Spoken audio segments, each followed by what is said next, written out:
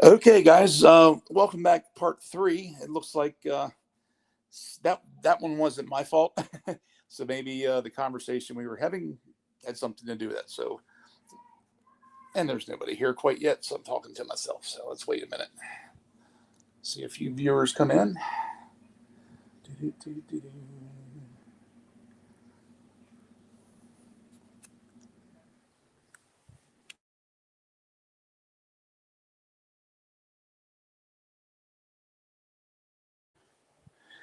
Hey guys, don't that one was mysterious. It kind of left us by itself. So Sean's like maybe our conversation wasn't quite up to standard. So welcome back again, and I am now working on getting a gentleman on here that you guys saw last night. That'll be Mr. James Collins. So I'm getting ready to send him a link, guys. So bear with me just a moment. I do appreciate your patience tonight, yeah, because again, part two was me. So okay, let's see how. So if anybody's got any questions, who got the most amazing Christmas gift, or let's say amazing and extreme, like $1 million, a new boat, a new wife, husband, anything? Anybody get anything crazy? Angela, what's going on tonight is the second stream. I again am very new at this, and I had some internet issues. And when I was hitting buttons a little too fast, and I ended up deleting the stream. That was my fault. And on the technical side, we're having a hell of a actually lightning storm here right now. My internet jumped a bit, so thinking that was what happened. Part three, we're not quite sure. So let's see. Bear with me a moment. Getting the stream yard link here. Mr. James Collins, I'm going to be coming to talk to you here shortly. Let's see. Let's see if anybody see. I got some new samurai films. JB, hey buddy, how you doing? Glad you're here. Miss Sarah Byrne, hello, hello. Merry Christmas to you and Happy New Year.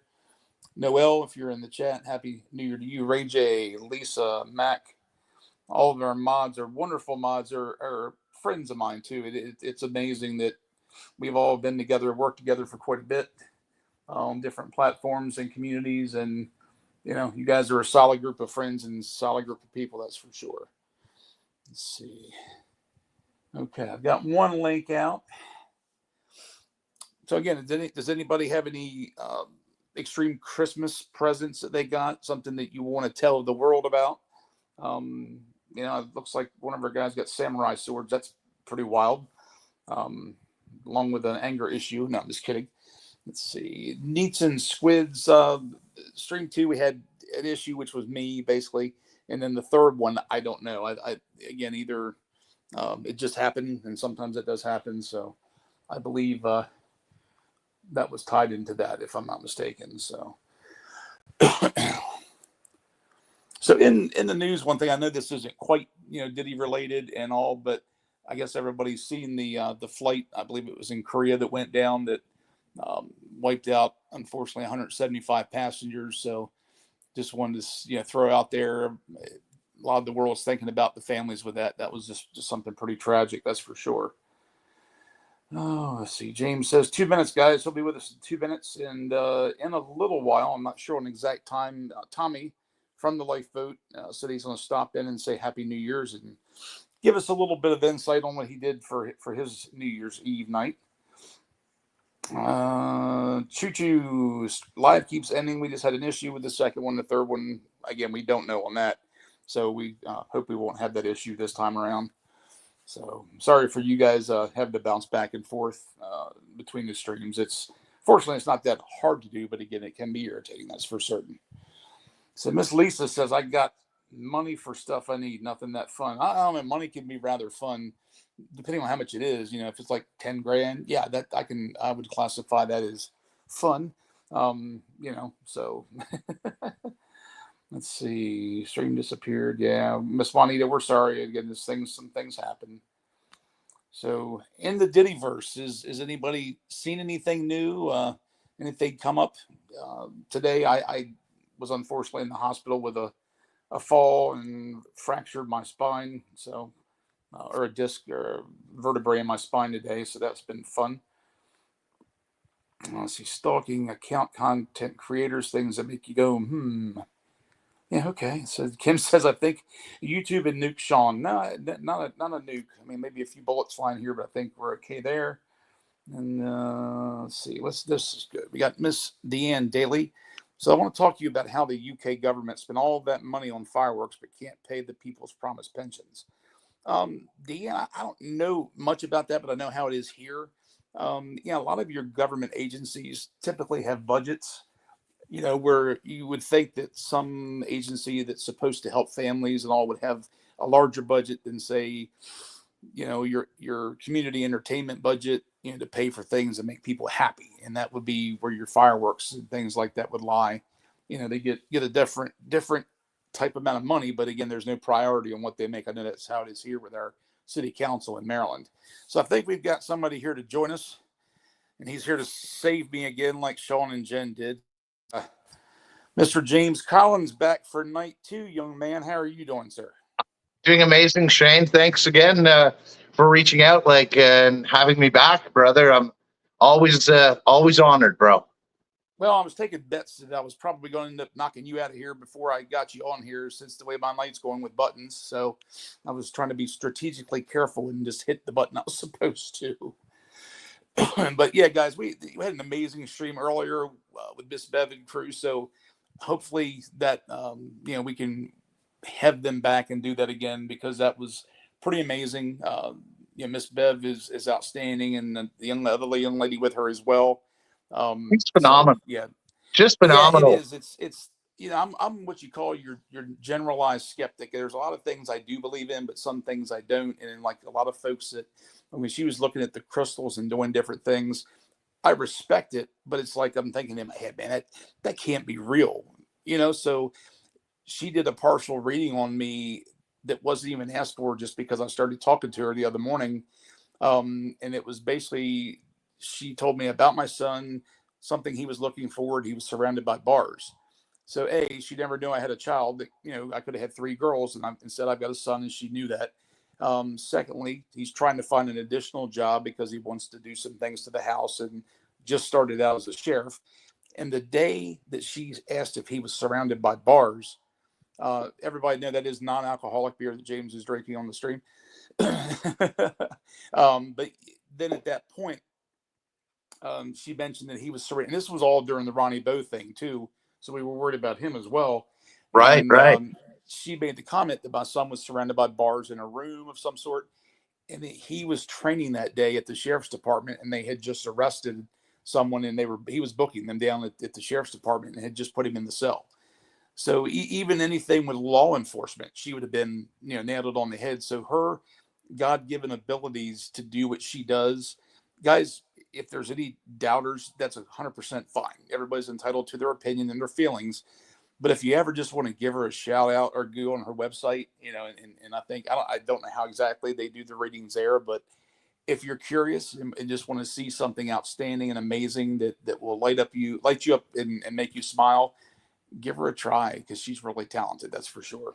Yeah, she's an That's for she's an sure. amazing human being, and the way she comes to the Atwood channel and shares her gifts to the best of her ability within the time restraints of YouTube, it's just phenomenal. The amount of people that have that believe in her, like so many of us do, right? And again, it's not, and she doesn't come out like a lot of the other folks that do that. And I'm not saying that they're not, um, just as talented, but a lot of them put a lot of show around it, and it's, they make it a more of a presentation, where she's very reserved, just calm, is there to help. And if you don't believe her, she's okay with that. Yeah, And I'm bad with names. The other young lady with the pink hair too, she's cool. I Azria. like Azria. I kept thinking Adria for some reason.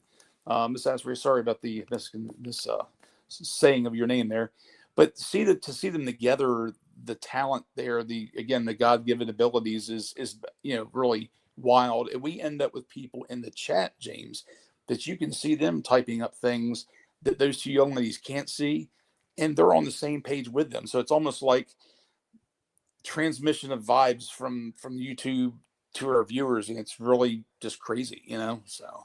Yeah. But You're gonna have to give me a second here, Shane. I'm gonna shut my stove, my wood stove down here. It's got a loud hum. It's making it a bit difficult for me to hear clearly. So okay, give me like 30 seconds, bro. yeah, don't catch the house on fire. Let's see, guys. Again, we're just kind of bouncing around a little bit right this second on topics, and I need to go back to our Diddy and Jay-Z verse. So, does anybody have any questions on that I can possibly answer for you guys? And James, or the Diddy thing and the Jay-Z guy, we're still talking on that. Right. Don't probably follow a lot of that, but I mean, I'm sure The Diddy verse. Well, look, I hear enough about it between here and the lifeboat. I'm pretty well versed in what's been going on. So, we're all hoping for the superseding indictment, right? So that the feds have more time, because they have to have all the information today given to them, I believe, by the defense. Yeah, I did see that. So I guess that's your discovery where they turn everything over and Right, let and them that had to review be anything and all that. today, as of the end of the day. So I'm pretty sure they would have tried to buy as much time as possible. And JB says the streaming going right until midnight. Well, JB, I don't think I'm going to hang out that long. It's 4.5 hours, but hey, you never know, Yeah, so it's midnight somewhere. Yeah, like the UK. Happy New Year's to everybody. Yeah, yes, thank you very much, and same to you. And I'm sitting here unbelievably watching a lightning and thunderstorm in the first part of January. It's amazing. So yeah, we had and watching a lightning strike. It feels like it's the middle of July. Yeah, we've had rain, and it's above zero right now here. So it's pretty mucky outside because there was some snow and then rain. So yeah, it's a nice mucky slush pile out there. Yeah, I like your terms, mucky slush pile. Yeah, so yeah, it's just it's like swamp muck, except it's your yard, right? Yeah, you got to put on waders to get out of your front yard. I tell you, say that lightly like that. My family grew up in a little place called Toddville, Maryland, and this place is literally majority or protected wetlands. But when you go down and get to a certain point outside of the county limits or city limits, you got about 15 miles, and all of a sudden you see nothing but trees, little 2-lane asphalt roads, and then when you come out, it opens up, and there's nothing but marshland. Yep. All wet, cattails and things like that. And what people don't know, that this gets overrun so bad with foliage and everything, they burn it, once every couple of years. So you're driving along, you're like, man, look at all that smoke and everything. And the first time I went down, that I wasn't a kid, that I remembered it, I was driving and I had a girlfriend taking them down to meet my grandparents. And there's all this smoke. And again, she was from another county that doesn't do that. And we're just rolling along, and all of a sudden, it looks like hell. I mean, literally like a picture of hell. Fire on both sides. The firemen were gone at this point. It's letting it do its thing. Right. Of course, there's what's called muskrats. They're like a big rat and saltwater rat, and they live in these huts. So the huts will usually make out okay because they're saturated with water, or they'll wet them down. But a lot of the muskrats take off running, and they'll do it at high tide, so you can't see the road. So you're driving between fire on both left and right and watching a bunch of rats running across the road. It's like, she said, I feel like I'm in hell. I'm like, well, you're getting close. But yeah, to live in that, it's pretty extreme. I've got pictures of it. I'll send you that I took a few years ago. Pretty extreme. So yeah, we have muskrats here. We have muskrats here. Actually, the lake in Cobden, Ontario, that's not too far from here, is actually called Muskrat Lake, because there's such a population of them. We're right along the Champlain Trail here, right? The historical Champlain mapping, whichever parts of North America, or allegedly, I'm going to say. Gotcha. That's a very popular word these days, so I just thought I'd use this opportunity to throw one of those out there. I want to give a shout out and say hi to Lady Letitia. She's one of our other morning guest hosts. She's in the house too. And big shout out to Lady Letitia. And you know what? I don't care what anybody says. Her hair is awesome. And it's real. It's awesome. I love it. I love the story. It's crazy. Every time she comes on, between the hair and the nails, it's like right between the hair and the nails. I feel like I'm already being bettered today by just being in her presence when she's live. It's wonderful. All right. AT2, I see you're here, guy. Was good talking to you. Again, buddy, anytime you ever want to come up to chit chat, if you want to pop up now, you're more than welcome. I can send you a link. But if not, Happy New Year's to you as well. And again, we had a great conversation today, and I learning a little bit more every day about just general life from some of our other fellow YouTubers. So yeah, it was a pretty good Excellent. conversation. So, Excellent. but guys, throw some questions at us. I mean, James and I aren't experts like a lot of people are, but he's been reading as much as I have. So let's Yeah, see. no, actually, I can't see any of the chat other than what you put up on the screen, Shane. Oh, if you look over to your right, or actually down at the bottom for you, I think it'll say read comments, or click it on the right hand side. It'll say comments, but you should be able to see it. Yeah, no, and I've never been able to figure that out when I'm on Synchronized Souls either. So yeah, I definitely, I can't, I'm not tech wise enough to figure that one out yet. That's okay. We can do that one day. I'll go and you can share your screen with me, and we'll get it straight. Or Ron, Ron can do that. Yeah, for sure, for sure. In 5 seconds. So let's see here. So let's ask the chat some questions. If they're not asking us questions, how is everybody celebrating their New Year's Eve tonight? Or say our friends in Australia that it's already 2025. How is it? Is it as great as we're all expecting it to be? Did you enjoy your New Year's Eve? Did you have a special meal? More optimistic than I am for a better year. You know? Did anybody have a special family meal or friends? I tell you what I did for my loving mother, because she lives with me, and she little tiny thing. She works full time as a cashier at 80 years old. Right. God bless her. To help keep everything together. And she just sat there and said, "Man, I'd love to have some seafood." So there was one restaurant open, and $74 and some DoorDash later, we had 4 pounds of shrimp and a pound of lump crab meat. And I tell you, it was really great. Oh, I sat there and ate shrimp until my head almost popped off my shoulders. It was really good. So excellent. I had some ribs. I love some ribs, and I had some ribs. Miss Juanita said, "Shane, please ask Mr. Collins to check his sound. It's very loud. I can't turn it down here." Okay. Yeah, if you can turn me down, Shane. He is a little loud, but I don't think I can do anything with that. Let me double check here. I can try and talk softer. Yeah, unfortunately, with me being, here's guest here. Let's see what we got here. Guys, stream. Yeah, sorry if I was a little loud, guys. The echo in my house, living alone and not having neighbors or whatnot. I forget how loud I might be talking, so I apologize if I was blasting your ears, guys. Yeah, I mean, but that's a good thing, because on the other side of things, because of my setup right now is, again, using just an iPad sitting on my chest until I get my PC and all straight. I don't know whether I'm talking loud enough, and then when I go back and watch the stream, I sound like Minnie Mouse, talking real silent. So you're getting heard. So right. So Free Spirited Flyer asked about Nostradamus using concave mirrors to predict the future. You know what? I never heard that before. It's definitely a pretty interesting theory. Concave mirrors to predict the future. I'll have to look that up, because I don't know anything about that, but it does have an element of pretty coolness with it. So we'll try to definitely check that out. I know that Nostradamus guy was really popular for a lot of people, predicting stuff. I believe not too versed in his history though. Yeah, I've seen the old HBO specials where they would show points and moments in history, and Nostradamus's predictions. I mean, it's really eerie to see the ones that were spot on. Right. And it's not like you can just guess and say, the Hindenburg's going to blow up, or there's going to be a nuclear bomb in Japan on this date. So that's the kind of things he was predicting. It's like the general population or one individual is not going to be that accurate. And it used to amaze me, but I haven't really watched it for years. Right.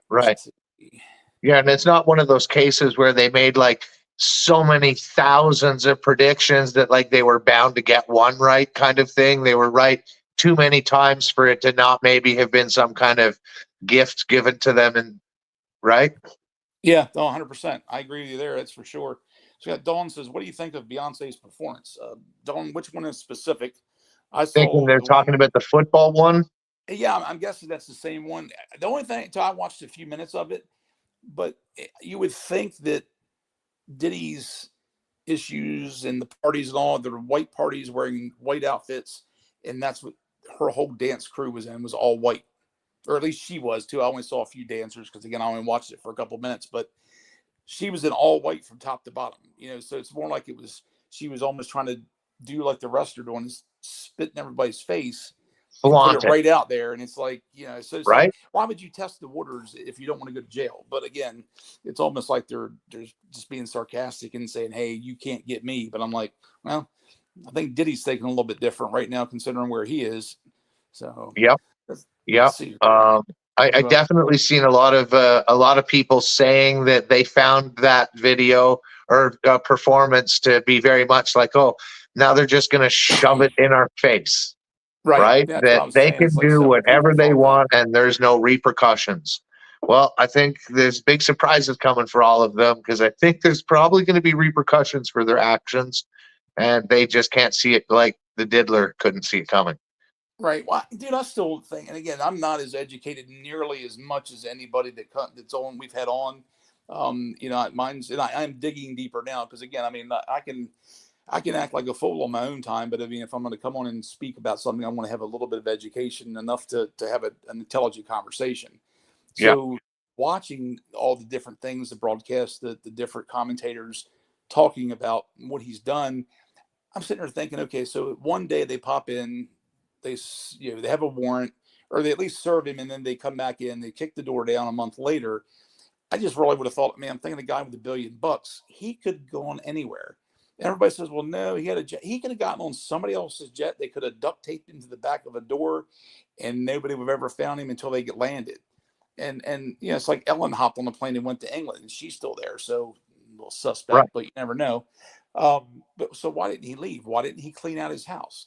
Why did he leave things that would incriminate him the moment they walked in the door? That's the part I don't understand. I think from what I've heard on it in a few places, and I tend to agree. My personal opinion is he was so egomaniacal and so narcissistic that he just thought that, you know what, like nothing's going to happen to me. Even though they came, he's just like, no, we can make all this go away. We can make this all go away. But the joke's on him. Yeah, exactly. And guys, again, I'm sorry. I know I'm seeing my audio is low. I will be buying a microphone as soon as I can.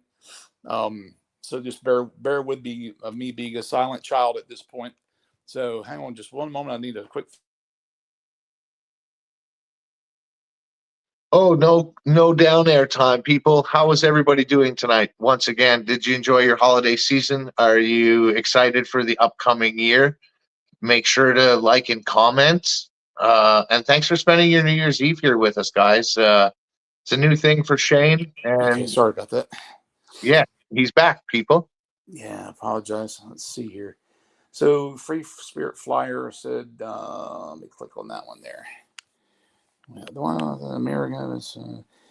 I screenshotted your last comment, and I'll do it with this one. So that way, if I need to get anything to anybody, I can do that. And see, yeah, because that would be interesting if it's what I'm thinking it is too. And that's oh, and one thing I meant to tell you guys too. Last night, I'm hoping, and I don't know which show it'll be on, whether it be Ron, Sean, or me.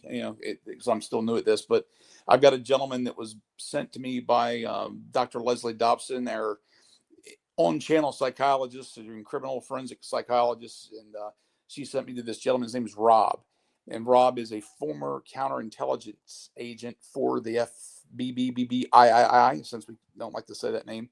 The Alphabet Group.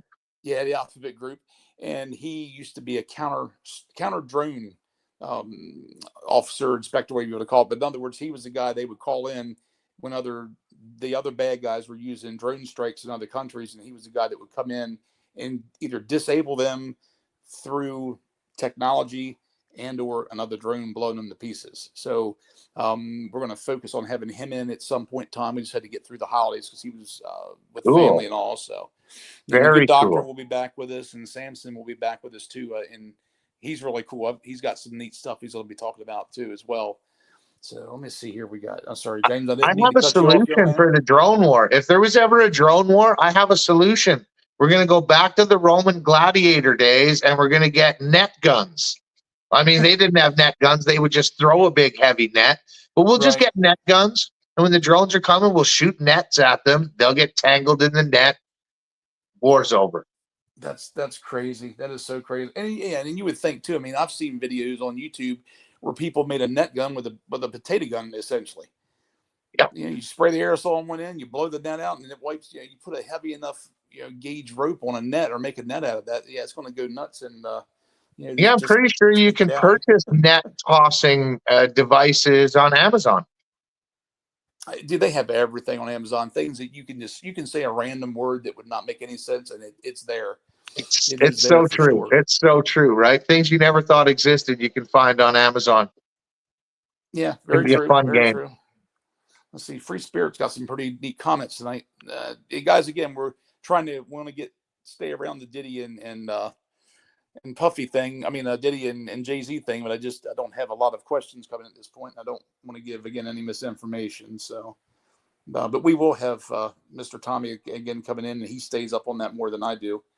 So we Yeah, got Nostradamus set and a Tommy metalhead knows his contraption. stuff, man. That guy Oh, he does. researches more than anybody I know, and he's just got a real knack for finding the truth in these situations, right? Like, he's such a blessing to have on as part of the team Atwood. But if you're not following him at his channel, make sure to check Tommy out at the Lifeboat, guys, because it's a top shelf place where you get true crime as well as some stuff about sobriety and living better. So great channel, guys. Check it out, the Lifeboat.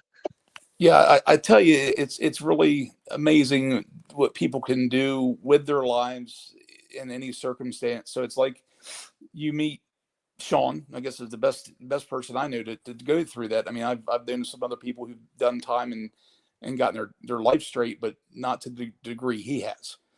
Yeah. It's the guy was facing, or boss was facing, over 200 years at one point. It got turned into 6, and came home successful YouTuber, and he's an author now, and has other business ventures he does, and it's just it's an inspiration to me, because it's like sometimes you think when you have the worst thing in the world that can happen to you, you end up in prison, you lose your family and all, come home and then knock it out of the park and continue to knock it out of the park for 15 years. Right. And Tommy's Right. the same way. I mean, I don't know all of what Tommy did. But the night I had one of our viewers, and his name is George Meek, and said I could use his name. He sent an email and said, "Hey man, there's this awesome channel, and this guy's name's Tommy, and he does coaching and things like that." And I watched him for 10 minutes, James. That was it. And I threw a super chat out there, and I said, "Hey man, I'd love to have you on the channel. I do guests. I'm a guest booker for Sean Atwood channel, and here we are. So it's pretty amazing." And his brother Johnny as well has a great website, guys, or a great YouTube channel called Chase the Heat. And if you know Tommy and Johnny, their last name is Scoville. So no relation to the company, but again, it's just, there's an irony there, because his brother has a company that they manufacture some of the hottest foods, snack foods in the world. And we're going to be Tube of having, Terror. Tube of Terror. We're going to be having and the Tube of Terror 2.0. Can't wait for Ron to eat those. Yeah, it's coming soon. It's going to be the day after tomorrow, I think, and to see that happen, I think it's on the 2nd, and he's going to be there, and they're going to do this. And it's like, as long as I've known Ron, it's like, I mean, I know some of the things he likes to eat, but it's nothing crazy, nothing like that. So I'm anticipating he'll probably get through half before his head explodes, and he goes unconscious. So yeah, he's in for a ride. He's in for a ride. Well, they sent me peanuts too. It's just a gift. He said, "This is like the weakest thing we have, but I sent you a tube of terror as well for you to give your friends and all." So I didn't realize it, but my son looks at him and says, "Oh man, I've seen videos on these. I'd love to try them." I'm like, told him about the charity event going on, and he's like, "Dad, if I'm off that night from the police department, I want to come on and do it on behalf of you," and because I can't eat anything like that with my digestive system. It's like, I brought a tear to my eye. I'm thinking, my son's not typically that type of person that is go on a channel like that. So I don't know if he's going to be able to make it, because they've changed his schedule, but just the thought, really touched my soul. So Let's see, Most we got here. definitely. We're every case for jailhouse lawyers can sure pile it on when you're waiting for a court date. Agent Orange, yes, that is correct. 110% pile it on like you can't imagine. And what blows my mind too, it's like you see, and I roll right into that. You've got Busby with 120 plus victims now, and he's not the only attorney. No, There's another one. I think his name is Tom Jeffrey, who was in the news for a bit for some of the testimony they were having on or showing and going through. And he's was really well spoken and all, and has done a couple of interviews. So I reached out to him right before the holidays, and he's off till the 7th. So I'm right. hoping to hear back from Mr. Jeffrey to come on, and he's helping 3 victims out on with his caseload and everything. So, Excellent, excellent. There's but there's that to think of too, right? You know, there's a lot of talk of Diddy, a lot of talk about Diddy, and a little bit of talk about the victims. And there's some people saying, you know, like if victims are getting paid off so that they don't have to go into court and relive everything, which it would all be dragged up, and the defense will try and drag them all through the mud. These victims deserve their privacy and their right to take money. And yeah, that's my opinion. That's my opinion. It's not the expressed viewed opinion of the Sean Atwood channel. I just think that if these people would rather take $10 million than be dragged through the court, there's enough other victims coming forward. And let's not shame victims, right? Let's not put any more negativity towards the victims. Let's just try to be understanding that they're exactly that. They're victims. They don't want to be in the media. excuse me. They've been through some chaos and they'd like it all to go away. And they deserve some restitution, I think is the word, for paying money to the victims. Well, one thing, and I wanted to ask you since you were talking about that, and I've had some conversations with some of the. And can you hear me? Okay, am I talking loud enough now? Yeah, you're good. Good. I, Okay. I can hear you.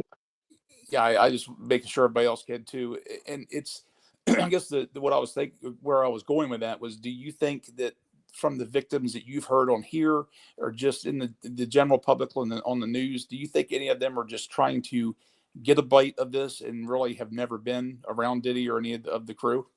Sadly, yes, I think so. Okay. You know, in any group of people, there's always going to be that small percentage, right? Like when a Right. class action lawsuit against some soup company for bad chicken, there's going to be people that never ate that soup in a million years that want a piece of that money. And I'm sad to say that I think it's in all situations, especially this one.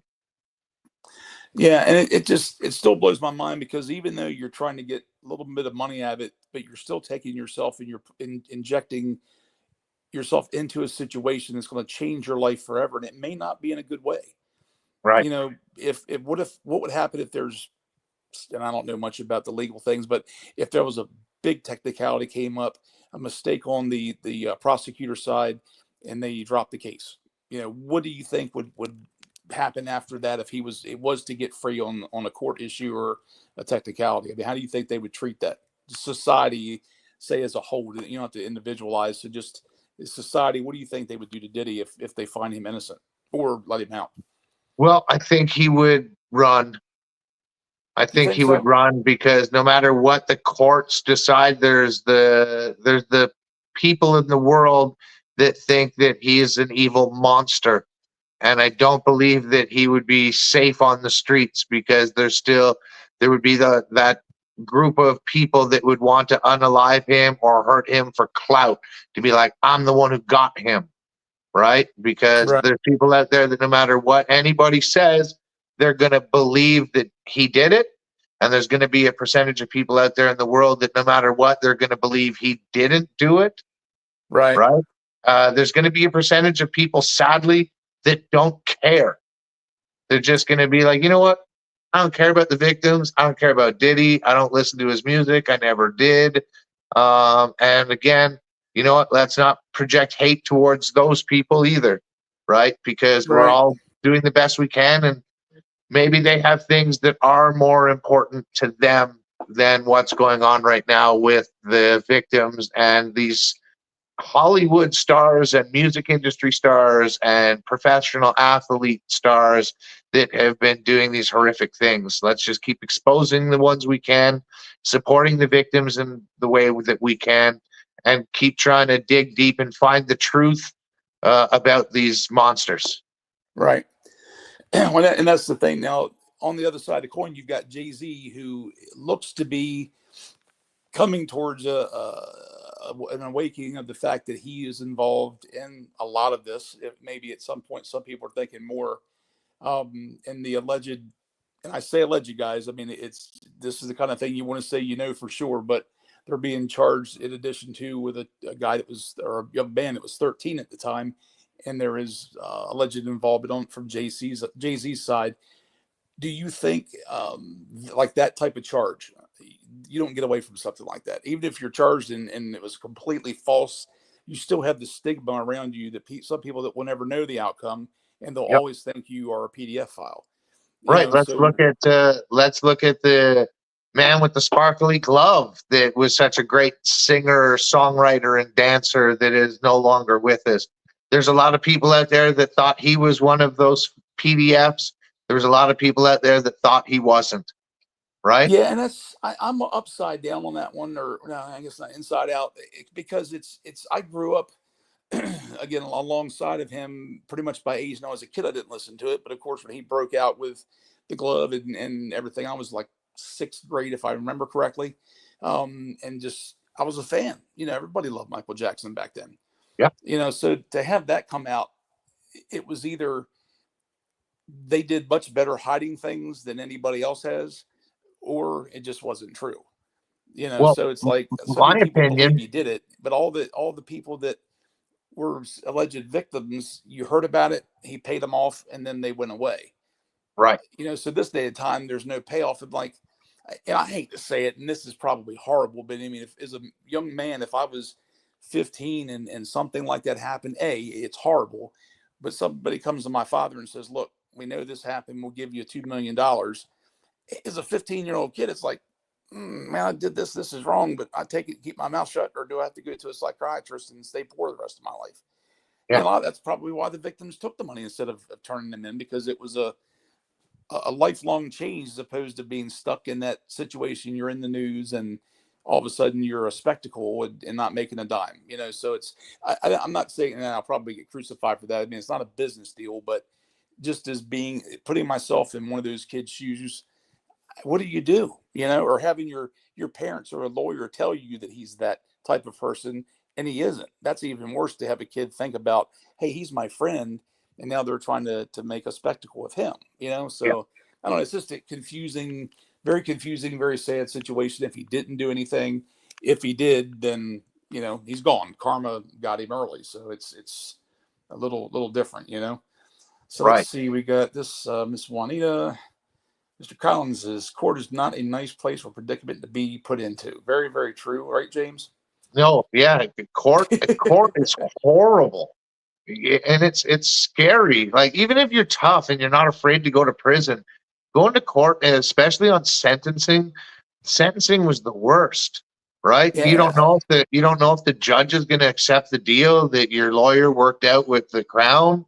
I remember the judge looking at me and saying, "Mr. Collins, I feel you've gotten away with a lot of bad things in your life, and it's finally caught up to you." And then And he I was slapped you with a respect stamp on your forehead. and I was like, "Oh, this isn't going to be good, right? They're not going to accept house arrest." I was like thinking, like, this is bad. Right. But yeah, no, court blows, guys. Yeah, it's and I tell you, man, it's over the years again too. I mean, you've got back in the day, if somebody reported somebody for SA, and again, even in a color all aside, if a young lady went in and said this happened, then they would be like, yeah, okay, especially if it was somebody of a prominent stature, and it would just be swept under the rug, and people had to do a lifelong time time of dealing with these things. Yep. So it's just I don't know, it's just crazy, that's for sure. So As well as the victims of SA, when they go to the police station and they're like, "Hey, you know what? This happened to me." Now they have to use an SA kit to try and gather evidence. and now you're having your body being even more intrusively almost attacked, when chances are the cops ain't going to do nothing about it. Right. And Yeah, 100%. or not necessarily the cops aren't going to do anything about it. The cops might go and arrest the person, but maybe the courts don't do anything about it, right? Maybe they just get a slap on the wrist and they're put back out on the street. So, Yeah, that's true. That's very true. and that's So not we, to say that all cops are bad and that all the justice system is bad, right?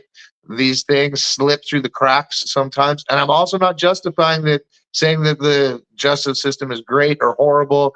We're flawed. Every system is flawed. Nothing is perfect. So we just try to find the good sorry, in the guys, I got my situation. screen stuck again. I'm trying to put a comment up there. People who were supposedly trusted myself, I just blocked the memory for years.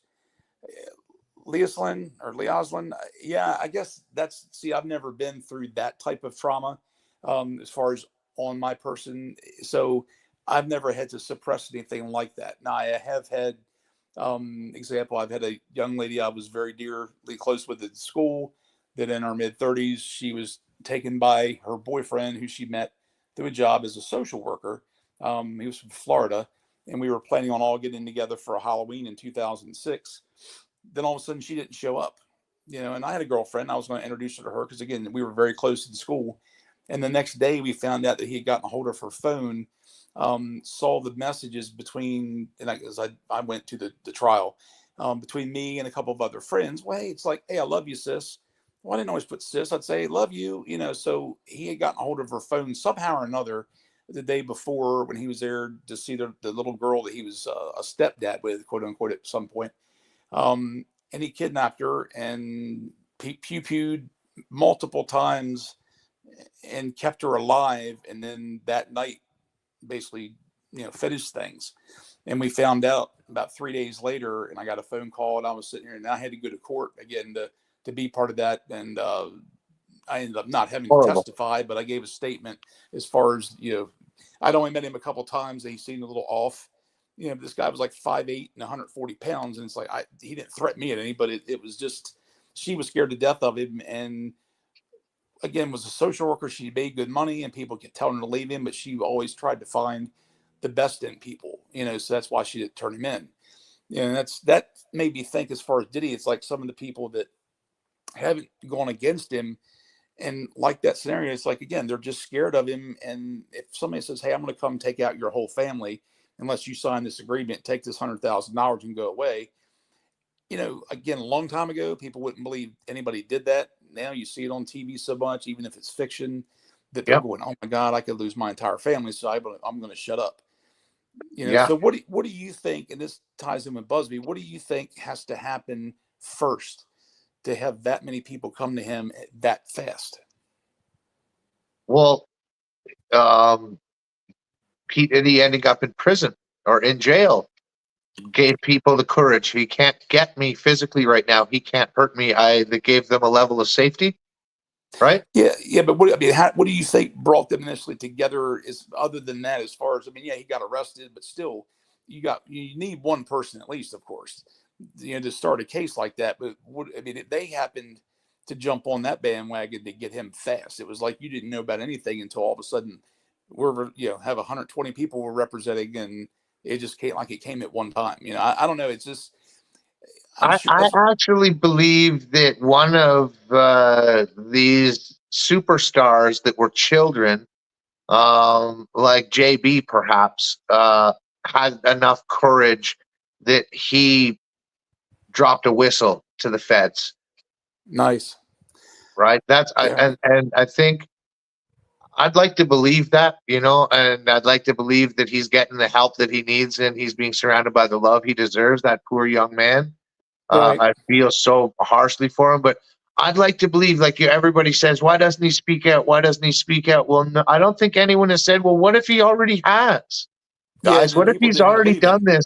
And now, you know what? And maybe he's still in fear of his life. And that's why he's saying, you know what? All I care about right now is my child and my family, because he Right. thinks his time is limited. Excuse me.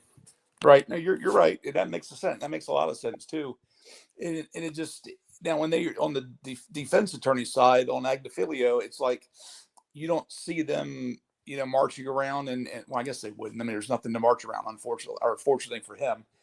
But I can't imagine even wanting to take that kind of case, knowing that you've possibly got to go up against the testimony of 120 people. And I don't know how many actually got dismissed, because that's what I do know they do that too. I mean, they could have had people in there that said, "Hey, he bumped against me in the party and touched my butt." That still is assault or Yeah. SA to a minimum degree, but still. So Yeah, I'm thinking a lot of that may have happened, and then I think they finally narrowed it down to cases they can really put something to. for And it's certain. and that's the thing too, guys. Too, we've got another guest coming on, and I can't give great detail yet. But Wednesday, we got Mr. Courtney Burgess coming back as well. But we've got a gentleman that's coming on, that's an alleged victim too, that has not spoken to anybody yet, and we're going to have him on first. And I've spent some time with him today talking, and because again, you worry about credibility, you worry about giving access to a guest that's really telling the truth. Because as soon as they find out you're not, Yeah. the laws of YouTube, man, they'll beat you up big time.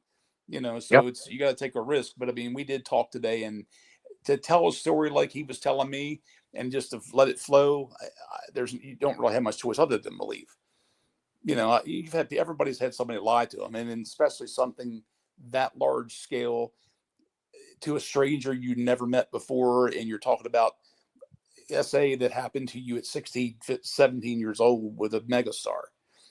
So we've got arrangements. We'll be having him on Wednesday. I've got to set things up for that. So, but it's going to be Excellent. interesting to hear, because I don't think he is yet tied in with Busby, or if he will be with Busby. We're going to probably ask him who his attorney is, if he's even gotten one at this point. But you guys are going to, and it's a weird Very way to cool. say enjoy the story, but you're going to be really intrigued, and he's got a lot to say. So I think we're going to be Excellent. I see having a this good pinned night. message here from Casimir. What about exposing folks' kids online? Where do we all stand on that here?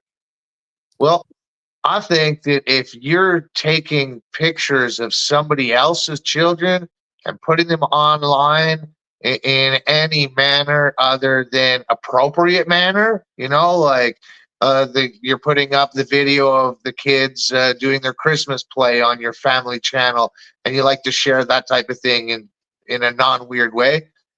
I mean, I think that might be okay.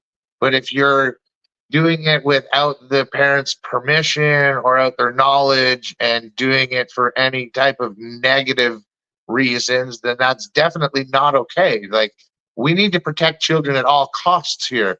These are the generation that's going to look after us when we're old. These are the people going to inherit our planet. That's why people like Sean Atwood are trying to expose the evils of the world, and why people like Ron are out there with his last channel that was taken from him for exposing evil to protect our children, right? Right. Don't leave Yep. our children alone with strangers. Uh, don't leave your children alone with people you think that you even trust. So, it's that sad almost in today's day and age with everything that's going on out there. We're in a new world, but through the exposing of it is the difficult part. As we expose them, we can get them behind bars, and we can get them locked up, and we can use education. We can learn from all this so that it doesn't happen again. And like people have said on other channels, if we stop buying their music, and we don't buy their books, and we don't buy their perfumes, and we don't buy their clothes, they'll run out of money, and they can't continue living this world of luxury of our hard-earned dollars. I got to throw this up here. Sorry. Calla, Well, we modded you tonight, and this is the type of thing you put on the screen. yes, Calla, welcome to the team, man. The wrench is looking good on you. Yeah, Looking good in blue. Cal's doing great. I kept seeing her in the chat, and she was always, all the mods started this way too. And Casabear's another one, Lisa, Seago, the whole crew, and all the ones from Project Root side, Randy, back, Shelby. I mean, we've got an amazing crew, and I'm proud to say I'm friends with all of them, but they protect this group in a way that they take care of their own family. And that was one of the first things I noticed when I joined Sean's channel, was like watching Ron's live and his, and then everybody got combined. And it's like, they know their stuff. That's for sure. So Yeah, every mod that's, has a specific skill set too when it comes to the extras that are beyond just sharing links and welcoming people and thanking for super chats and super stickers, right? There's it's definitely an amazing mod team on Sean Atwood channel. Top shelf mods, top shelf community. yeah, Like exactly. And it's like, 99.7% of all of the comments are fantastically worded, whether they agree or disagree. They're doing it with kindness and respect. They're not using vulgarity, which I like. There's, like I say, there's less than 1% of people that seem to just continually be vulgar and use abusive words and just harshness. And it's like, man, really? We don't need that kind of stuff in the world anymore, right? Let's better ourselves. I tell you, man, it's like, I was lucky and very fortunate to have a childhood that did not involve any type of abuse, other than when I was bad and I would get my rear tailed for it, whether it be by a hand, a belt, or a foot. A lot of people said, "Oh man, you got beat with a belt when you were a kid." I'm like, "Yeah." Yeah. If I didn't get smacked in the face with it and it tied up and bound with it, I was just told to lay face down to bed and I'm gonna give you 3 whacks, and then that was it. And I would get a hug and then back to life. But I can remember literally probably on at least both hands, but under 10 times of anything severe enough to make me remember it. Yeah.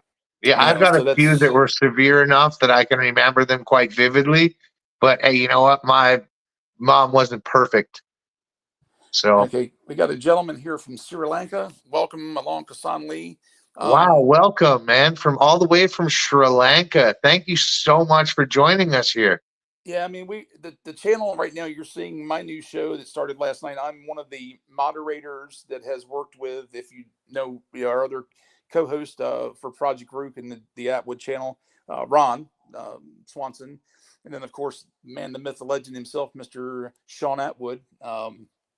He's does a channel as true crime interviews with gangsters, mobsters from all around the world, and just guests from every type of genre, different. I mean, not genre, but category. You've got company executives, you've got people from different sport. I mean, anything like that. Sean's had on some amazing talent. So pretty much just you can go back in his library and find anything by the heading. So, but welcome again from Sri Lanka, Mr. Kason Lee. Let's see. Oh, Mr. James, what did you get for Christmas, guys? Did you have a good Christmas? Oh, I don't celebrate Christmas, bro. So Oh, I no, that got was easy. So much for that yeah, answer. and like I say, I don't have a life partner or anything like that at this time. So there's no one to buy those superficial gifts for, etc. Christmas is about the children, right? Other than that, to me, I'm a solstice guy. Okay, gotcha. Follow the stars. Yeah, that's true. That's true. Very true. Yeah. Guys, I'm going to bring up another guest up here, and James, you could hang out because you know him as well. And he's Murph. Murph is a moderator for Sean Atwood Channel 2 and helps a lot of different communities and has been part of the reason why I've actually been and have met some of these communities that we brought on the channel, like Mike Cross from the Music Recording Network. I think Murph that's right. He met him online, but he is also part of his community as well. So Murph, let me get you a link here. Yeah, You my bringing Murph Christmas on? was, yeah, he's coming on now. Oh, that scallywag. Yeah, my Christmas was pretty uneventful. I'm just happy to be home, or I was home this year. Last 2 years, I was in hospital. Right. Again, from my mess, and it's a lonely day when you're in the hospital and you're watching people run around and they're wearing Christmas bells and stuff like that. And I knew my family was literally sitting home and just having a good time, and people send me pictures. It's like I just can't imagine being completely alone on a holiday like that and not being able to give somebody a hug. Did you get a good Christmas dinner though this year? Actually, Mom cooked a ham for us, and we just kind of had ham sandwiches, a little bit of mayonnaise, and some greens and all. But this year again was really neat because 3 months ago, my son and his wife, and everybody keeps hearing this, but they adopted two underprivileged kids, or fostering. And again, they're mixed little boys with Puerto Rican, and African American, and they're absolutely handsome little guys. And through, I guess, depression or whatever you want to call it, it's being sad because things are still not the same in my life with some issues with family. So long and short, these little kids, I go to open the security door, and I've only met them at that time once for about 20 minutes a month before that. And I open the door and they come running across the parking lot yelling, "Pop up." Oh, dude. I mean, again, for those that That's don't know me, I'm precious, bro. 6'1" and 350 pounds, and always like to be a tough guy. And they Yeah. rocked me right to my eyelids, just filled up with water. And I was like, man, they come hug me. And that is probably the best Christmas I've had in probably 25 or 30 years. That's I So love it, bro. I love it. just really, yeah. And it's, again, I mean, I have, somebody, I live with, my mom lives with me, and we help each other. But again, it's a lot different when you're used to being surrounded by people. You take companionship for granted. So You do. it's like, and even when you look at a parallel universe for Diddy, here's a guy who is on top of things, has made it in life bigger than anybody could imagine, and now because of just thinking that you're better than God, you're now going to pay for your sins, and you're Yep. losing everything. You're not going to have anything ever again. Everything is gone. So I just risking loved ones and things like that on no matter what level, whether it be on Diddy's level or on mine, it's completely crazy. That's for sure. Yeah. That is for sure. Yeah, we need to love the people that we have in our life when we have them, guys. We Right. really do. Well, I've learned one thing too, and it doesn't take but three and a half or a couple seconds to say I love you. And it's one thing I decided in a point in my life that I would never leave my parents on an argument, or my son. And every day I tell my parents I love them. Yeah. And I'm 52, and a lot of people say, "Oh, you said to your mom and dad." Yeah, I do. And I say it to my son, and I hug him and kiss him on the forehead. Sometimes he doesn't like that. He's 29, but it's like, hey, you're still my little kid. Yeah. Even though you're bigger than I am, and now he's a tough guy. He's a cop, so he didn't, but he will still say, "Dad, I love you," and he doesn't care who he's around. No. So that part I'm proud of him. For Yeah, sure. because I don't know, it's a respect thing to say to the people you love that you love them. Like, people Right. saying like, "Oh, I don't like my parents to say they love me in public." Like, what, are you ashamed of your parents, or you're ashamed that Right. your parents are loving? Well, you wish your parents were like, "Oh, you're going to a concert? Well, I guess I hope you make it back." Right? Julia, we had some technical difficulties, namely me earlier, and they were actually getting ready to shut down within minutes anyway. And I was coming on, and I screwed up the streams essentially, and believe I hit. And again, my computer locked up at the same time, and I didn't know I hit it. So it just kind of, I caused an issue. But second time around, we tried to bring it back. We lost it. So, but sorry about that. Let's see who was got. So Lady Letitia, Effie. Hey, Effie. Ron is either probably in bed or listening to me laughing at me and holding his newborn little girl named Nova. So he was on earlier with Sean, but those guys are, as 5 hours ahead of me and on the East Coast. So Yeah, it's like 1:30 in the morning in the United States, or in the United Kingdom UK. right now. Yeah. Right? Yeah. So I'm just pretty looking late through for to see if them. I can find any more questions here. Just Georgie gonna shut my Kane. camera off here for 2 seconds. Yeah, go ahead. Says Georgie Kane says, Diddy presently dealing with his demons at the moment, hence trying to get released to his psych unit. Georgia, you're probably right. I mean, in that regards, but I think it's more of the place where he's being housed is allegedly one of the worst jails in the world or in the country. In a lot of places say that. I mean, I don't think there's any good or easy jail. It's like somebody mentions something. Oh, they only got they were unprotected in Gen Pop, and it was minor custody or minimum security custody. It's like, even if it's minimum, that just means the guards aren't that hard on you. It's I know people that are locked up right now on a personal level that are in that type of custody, and they've still got people in there that have SA people, PDF files. You've got unalivers and everything that are all with them. The only difference is they don't get violent in there, and that's what allows them to end up on a lower security level. If I wish Sean could verify that better than I can, but max security is usually for your many $1 million people who they do frauds and things like that, and serial killers, and just the really crazy people, dangerous people. So that's that. You slip with a baseball bat and you hit your buddy in the head and you knock it, take him out. Then you end up with manslaughter and you get 10 years. Well, you're not going to end up in max security. You're going to be minimum. So lesser crime usually means lesser time, but in security, but still, it's prison on no matter what level you're on is still, 3 hots in a cot. You're being told what to do every day for the rest of your life or however long you're there, and you got other people that are going to compete every day to have a spot in that world. And if you don't have respect for the guy next to you, the next time you find out that he doesn't have respect for you, he's putting a shank in your back and you're laying there bleeding out on the floor. So, good prison, bad prison. Yeah, probably not, but it's either way. Yes, there are some that are completely horrid compared to the other. That's for sure. Right. And like people, if you didn't know, like Denny's in a special unit, right? He's in a special housing unit and he's locked up with people that like to do the same thing he does. Right. He's in there with other offenders for the same type of charges. Right. He's not in a general, like he's in a shared celling area, but he's not in a general bunkhouse where there's, 60 inmates or whatnot, because he's still innocent. Right. He's just in holding. Yeah, well, I mean, even that, it's not always all of them are there for the same crime. Again, when you do the minimum security, they try to house you like that. But sometimes you may still end up just with a guy who wrote a bad check. So at that point, you got to decide as a bad guy or one of the bad guys. It's like, do I tell this guy what I did or do I make up something? Because as far as I know, the days of showing papers, a couple of the folks, again, that I know have done time recently, they never got papers because everything's digital now. Right. So when you have an inmate come from a prison, there's a transfer. They go in the Federal Bureau of Prisons and they transfer it. If you're going from state holding or federal holding into the federal facility, it's all done on computer now. You don't give out papers to take there to give to the administrators.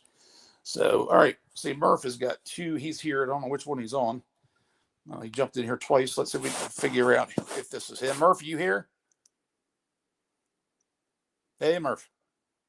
Okay. That's not him. Let's try this one. Murph, you with us? Can you hear me? Yeah. How's it going, Murph? You, for some reason, it came in there twice, and I just had to figure out which one you were since you have an amazing picture of yourself on there. I normally do. I normally do have a picture on StreamYard. I don't know why it's taking it down. Yeah, I've had to do that a couple of times too. Sometimes it lets me auto log in, and other times I have to add a picture, even on any other people's streams I've been on. So yeah, it's a StreamYards thing, I guess. Yeah, I think So, it's. brother, how was your New Year's tonight? Since you being 5 hours ahead, you've already been through the 12 o'clock hour. Well, I'm by myself, but I've had a very interesting day, to say the least. Let's say that. Is this something you want to share with us? Is it that interesting or no? Well, if you've read the Discord, then you'll know. But if you haven't, then you won't. Then that would be why I'm asking. Yeah, because I haven't been on Discord in a few hours since I've been on stream with these guys. So There's a certain content creator that's put. All right. yeah. That's not even going to go there. I already know where you're going. Yeah. That's why I didn't want to talk about it, because I don't want to, Yeah, we understand, Murph. Sorry that's happening to you, brother. We love and support you, homie, and it's wrong. Yeah, and not giving that fire any gas tonight. So Yeah. So how was your Christmas? Did you have a good Christmas? I had a great Christmas. Yeah, I had a great Christmas with the kids. And that's, to me, that's what Christmas is all about. It's just about seeing smiles on kids' faces, isn't it? It's not about us adults. It's about the kids. You had heard, because you were around. We were all talking that one night with Mike and everybody. That I had the grandsons for the first time, and I had met them once, and how it melted me down when they got out of the car and started yelling "pop up" across the parking lot. It was and I'm watching them rip open the gifts and everything, and every gift they opened, they had to stop. And they did this on their own. Had to stop and hug my mom and hug me, and then have me put stuff together. They wouldn't let my son do it. And the oldest one said, "Daddy, you don't know what you're doing. Give it to Pop Up." Yeah, so my son's sitting there. He pretty much, he's been in the army and a cop now at this point. So there's not a whole lot of things he can't do, at least with the toy on a mechanical level. So it's unscrewing a police car out of a package to give to his son, but it was just so cute. So I'm glad you had the opportunity for that. That's for sure. The funniest thing is that they end up playing with the boxes more than they do with the toys. These two didn't. I mean, they put them off to the side. The littlest one got in one, but he got in it, and then it was a boat that he needed to be there for to go ahead and, he didn't want to get his toys wet, so he had to get in the boat to open them. So we put all the toys in the box and then let him sit in it. He stayed there the whole time. So, can someone of you guys drop the Discord link if you guys are still in there? I see Cal. I'm not sure if she knows how. Cal said we have to wait for Ron. No, Cal, all the mods can do it. That is, if Mac's still here, or if nobody puts it in a few minutes, guys, I'll drop the Discord link for y'all. James, you don't know how to do it, do you? No, especially when I'm here in StreamYard. I only have the one device. Oh, that's Max, right. Yeah, I forgot. Max saying no Discord link. Oh, yeah, no Discord link right now. Why not? Because of what's happened. Oh, okay. Yeah, nobody told me. So that's, again, last to know. So, right. Yeah. But we're just on high alert for trolls at the moment. Well, I can tell you, we were rocking that link earlier because I bet 20 people joined. I didn't know it. Somebody asked, and I kept posting it, and a couple of the other mods did too. So I didn't know. So, but no worries, guys. Sorry. Yeah, we've got for the boss, we're keeping it, and not Sean, is Ron, because Ron's it's his Discord for that community, and Sean's, but it's ran and operated by Ron, and then all of us kind of help out. So giving it a break tonight because, again, just How are you doing, Shane? Anyway, I tell you what, right now, with the help of modern pain pills and some aspirin, I fractured my back. I've actually got a fracture in the L5 vertebrae area. That's one that had been slipped since I was 16 when I played football. So, and it put me in the hospital for a couple months ago. Now I got to have surgery. I get the fractures on the heal on its own. It's not bad. But I'm hurting. It's pain. It's really bad when you got one leg that gives out and you can't walk, and then the other one now doesn't work because of sciatic pain and complete nerve damage now that's happening because of the blood flow getting pinched off and everything. So it's not right. good. That's why I was so surprised when you messaged me. My friend Thierry had popped over, being New Year's Eve. He was popping over before he headed home. And my phone went off, and it was you. Like, do you want to jump on the live? And I had it playing on the TV, and I was telling Thierry about how awesome last night was. And I'm like, and that's Sean Atwood, and that's his lovely wife, and this is Shane. And I was like, oh man, Shane just messaged, do I want to jump on? And he goes, oh man, you should do that. I got to get running home anyways. So I was like, give me 5 minutes and I can be here. But cool, man. Cool. I was shocked that, like, you're a machine, bro. You're falling and hurting your back and breaking bones, and you're just like, oh, well, you know what? Streams need to be streamed, and I'm going to do it, man. Yeah, dude, I love it. The machine is Mr. Atwood. That young man I can talk to him at any point in the day, and it's like, I know he's working on his phone because he'll send me a link to check this person out or whatever, and it can be, well, again, 4:00 in the morning for me, but 9 for he and Ron, and they usually give me till about 4:30 or so, and I'll start hearing the chimes, ding, ding, ding, ding, ding. It's like, if it's a lot of them, then I know I did something wrong. If it's only a couple, that I know I'm okay. So it's, but no, Sean is a beast, man. He just, he and Jen both. I mean, it's, you work, and some people, again, would just lay down and die if they didn't have work. I'll tell you what, Jen's coming into her own as well, isn't she? Oh, Jen's always, I mean, ever since Jen has been with Sean, she's done amazing. Yeah, some people do it and have it naturally. I mean, it's not an earned or gained thing. It's something that you just have, and you have to find the right person to mix with. And when those two have chemistry, even when they first met, it was right there. The first time I saw Jen on his show, it was like, this is cool. They both did great, and they complemented each other. And well, now you see where they are too, and with Ziggy and the relationship, and that proof that things work when you put your heart at it. Yeah. Georgie Kane, Diddy presently dealing with his demons at the moment, hence trying to get released to a psych unit. What do you think about that, Murph? Who is? Sorry? It says Diddy presently dealing with his demons at the moment, hence trying to get released. So in other words, Diddy's scared that he's going to get violated, and he wants to go to a psych unit. He's trying to make him think that he's He's crazy. just What trying do you to think about that? he's trying to get out of where he is, isn't he? Yeah. He's just trying to have an easier life. So for him to say that he's trying to go to a psych unit, I mean, we don't know how truthful that is. So let's say allegedly he's trying to go to a psychiatric unit. Right. I hadn't heard that. So And if that Yeah, I is read it the today. truth, if that is the truth, then to be honest, it wouldn't surprise me if he is suffering from some kind of uh, mental illness at the moment, because he, you know, the weight of the world is on his shoulders, and that can drive people into insanity. You know, and he's tried, how many times is it? Is it 3 or 4 times that he's been denied bail now? I think it's 4 Yeah, or 4. 3, 100% positive on the 4th one. I wasn't out. Yeah, I wasn't yeah. sure. And he knows that he's not going to get out there. So the only way out of the prison is to go into a psych ward, and from there they could, you know, quite easily say that all of the crimes committed, if he's found to have a some kind of mental health condition, he could be released, because they could say that he's mentally unwell. Yeah, but I Right. mean, what part about that is like, would you hear about somebody who's wiped out 2 or 3 people, and then they tried to go in with insanity and they don't get it? Now, to me, somebody that takes another person's life without either it being a fight or over a family member or something that has a little bit of honor behind it, or like a break-in or a robbery. If it's just 2 people going over something stupid and one beats up the other one that takes him out of here, well, that's, you had the intention to at least hurt him, and then it falls into that category. How do you take that and make somebody think you're crazy?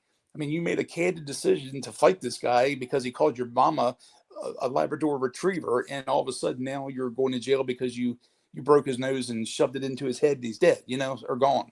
Yeah, So, I totally agree with you, but unfortunately, the law doesn't. You know, the law states that whether somebody has the mental capacity to be able to have made the decision for themselves, or whether it was made for them by their own mind.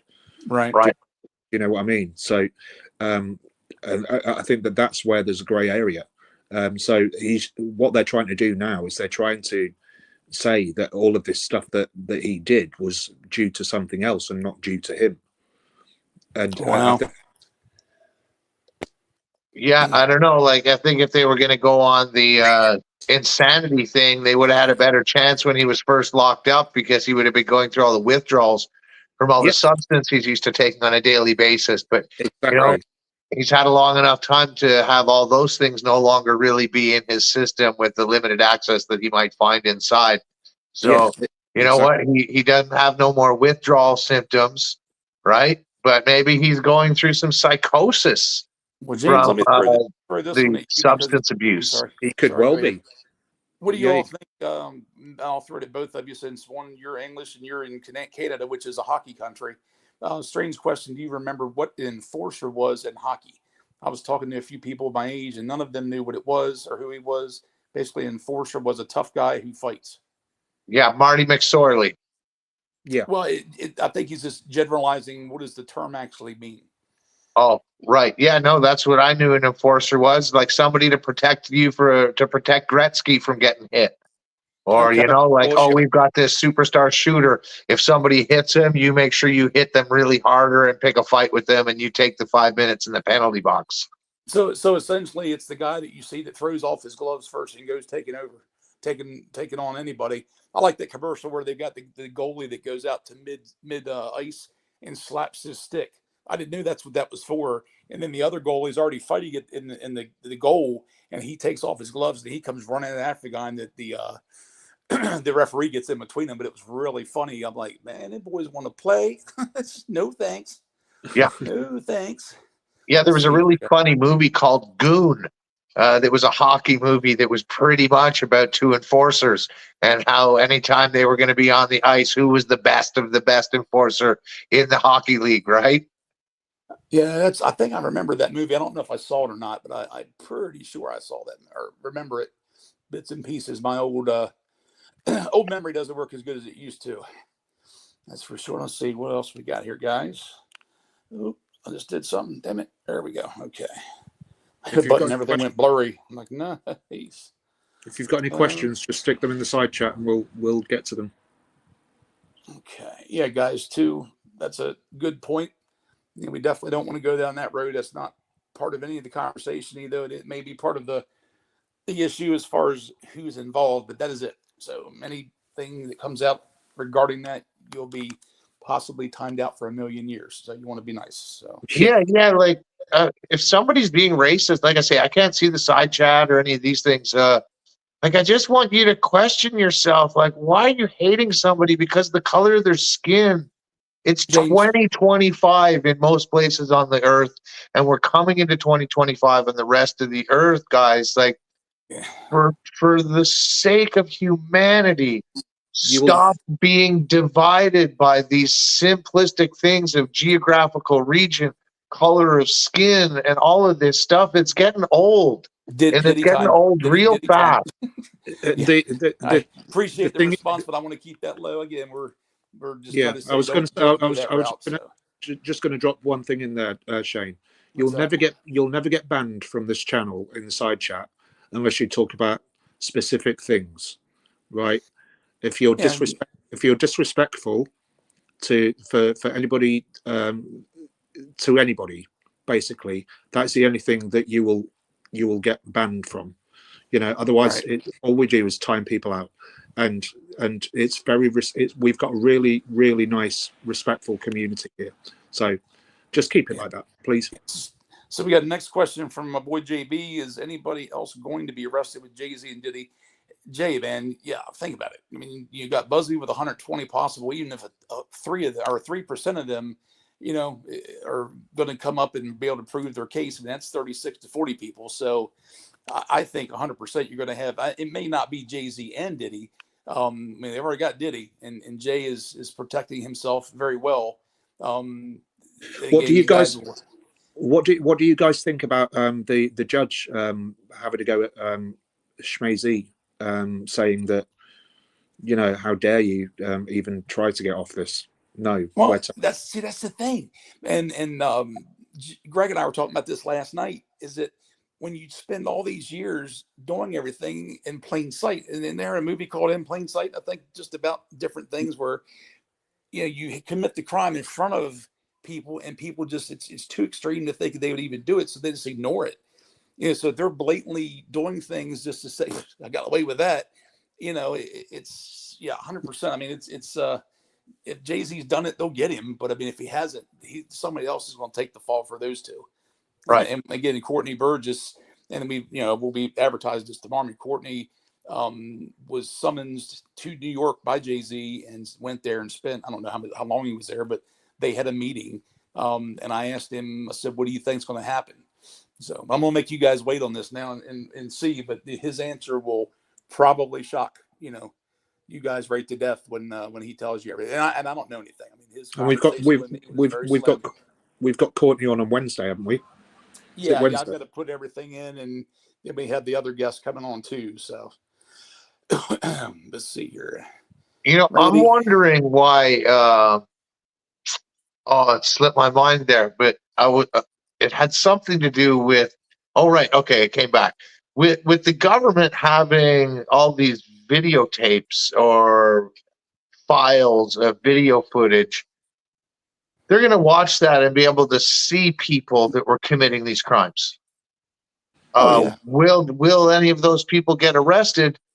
I think that's a really difficult thing to even guess on, because, the man on the island had all kinds of videotapes, and the only other arrest was his lady, and she's in prison now for the sale of et cetera, and nobody else has gotten in trouble.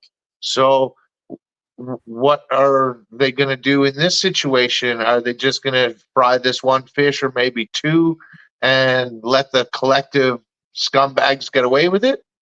Right. What are your thoughts on that? Murph, I'll let you take that one. It's a difficult one, isn't it? Because Yeah. it's not about who you are. Well, it's not about. It's more about who you are than what you've done. Do you know what I mean? Right. It seems at the moment. It seems that people in high places can't be touched. And Yeah, but I mean, how is that? You say that too. I mean, they've got Diddy. I mean, Diddy's up there. yeah, but So how do, I mean, Diddy's just a scapegoat. Diddy's a distraction. Yeah. I see. So start with a high one in the beginning. That way, it'll keep the feet moving on the rest of the crowd. So that way, they won't get comfortable and I th- continue doing this kind of I stuff. think I personally I think that they're making, although Diddy was quite high up, I think that they're making it seem like he was much more high up than he actually was. Right. Yeah, And like he's the Probably top so. of the mountain. He's the top of the mountain. You don't need to worry about everyone underneath because we got this guy. yeah, So, well, it should be okay. Well, if you got the top guy, now bust everybody else in the chain all the way to the bottom and get them all. it's either going to work one way or the other because let's face it, it's a house of cards. So, they if Diddy is at the top of the chain, they can take away, let's say, the top two cards, right? And so there's going to be definitely somebody else that goes down as well. And it means that the house of cards still remains to stand. What they need to do is they need to find somebody at the bottom of the house of cards so that they all come crashing down. True. Yeah. True. Do you know And what I mean? what do you guys think? And this is a little thing I got in my head. Where you got society, you got the elites, then you got your A, B, and C, D. And I guess clarifying that way even more than the way they do Hollywood, like a B-list actor, A-list, it's not so much that, but more by what they're worth and how much power they have. So with them going at Diddy, Diddy's up there, but he's not the biggest, but he's big enough to start the fire. So where do you think, or do you think, did the Epstein clan and Giselle, do you think any of those people crossed over from one community to the other? Did these people with friends and family that have been to the parties to join in and visiting the island? And has Diddy ever been there? I don't know. I've never looked at the list fully to see. I mean, was he one of the ones that had been there? Apparently so.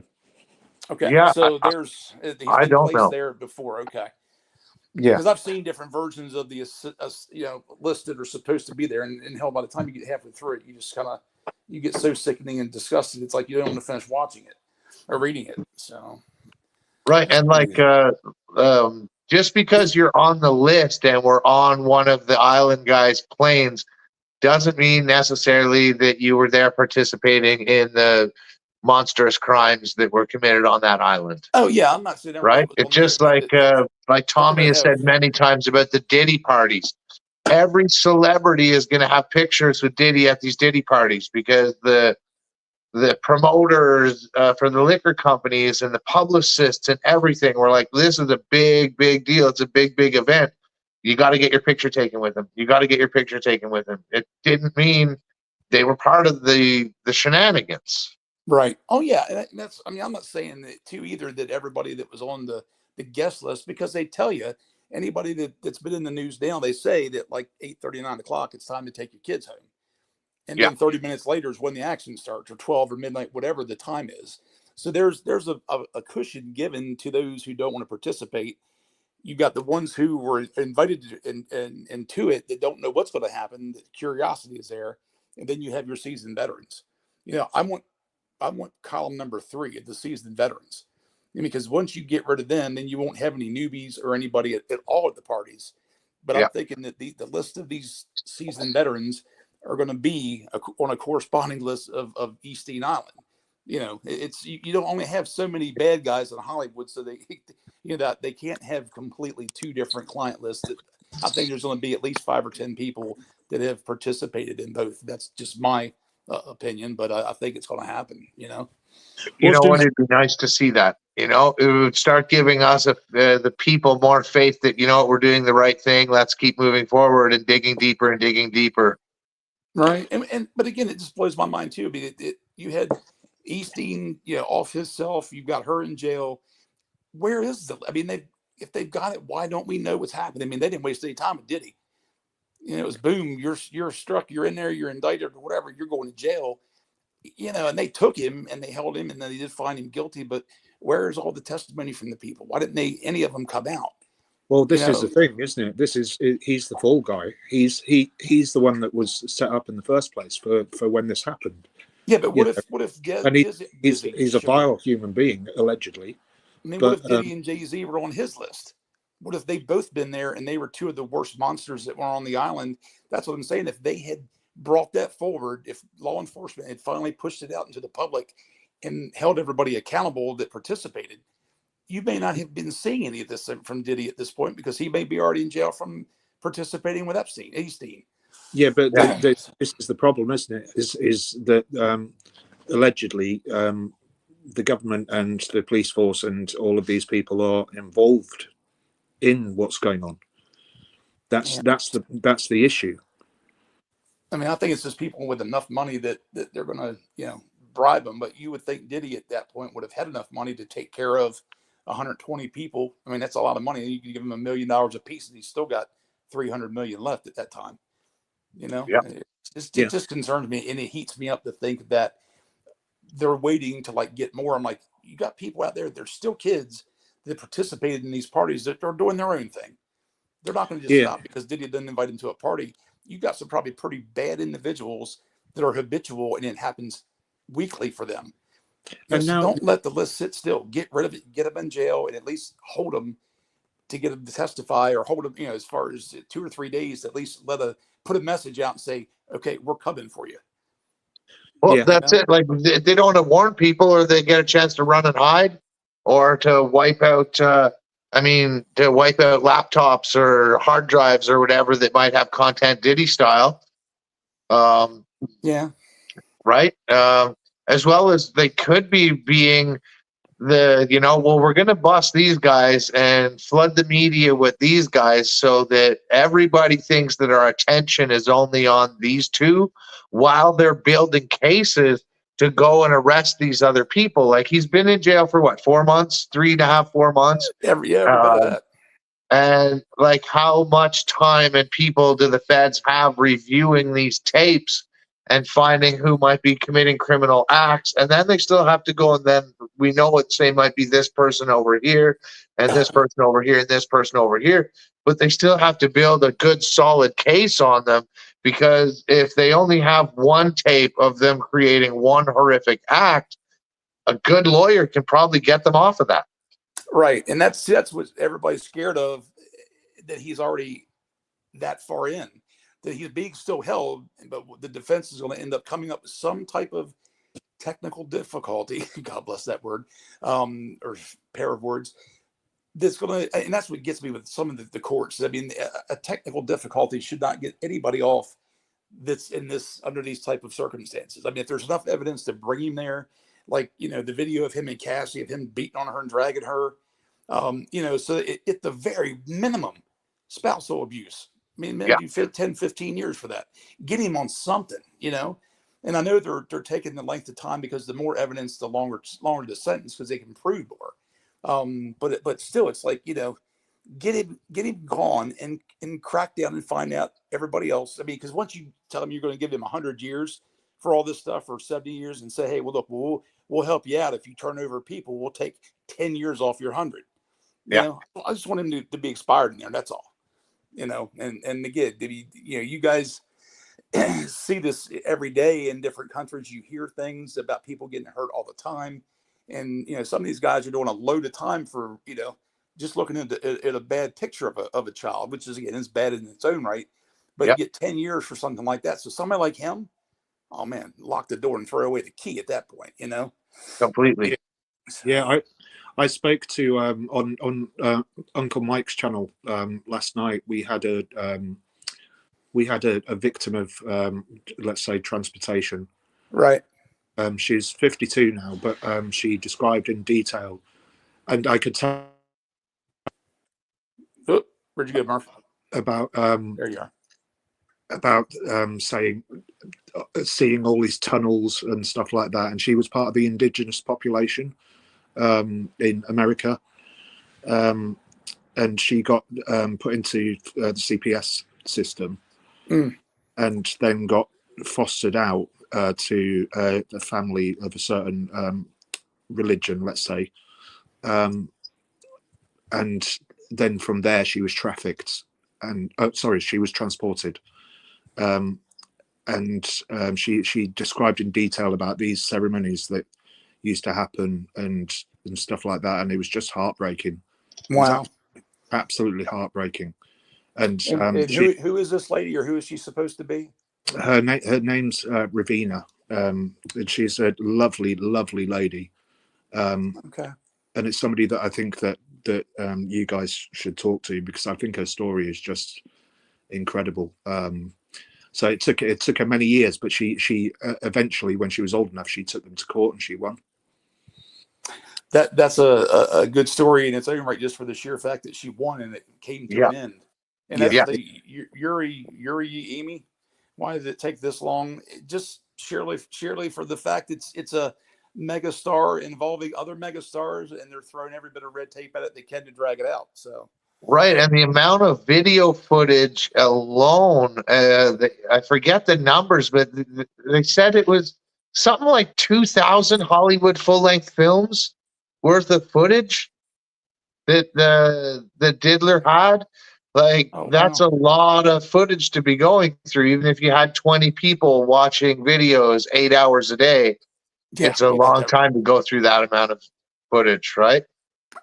You're right. James, quick question for you, sir.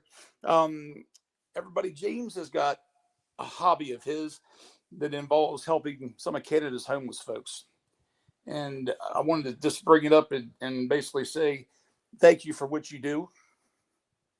Man, you're an amazing guy. You're an amazing friend.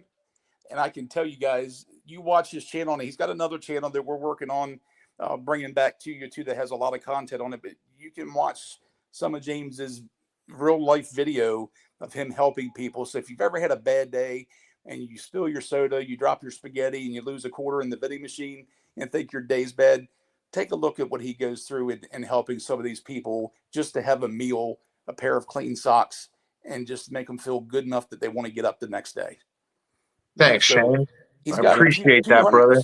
245 subscribers. So, guys, man, we're blowing it out of the water, guys. I was hoping to have 200 by New Year's Eve or New Year's Day, and you know, the amount of support I've gotten from everybody in the last few days, it's just incredible. Thank you so much. Well, let's say 60 of you guys. He's got about 240 subscribers. Let's see if we can hammer him to 300 by the time the stream's over.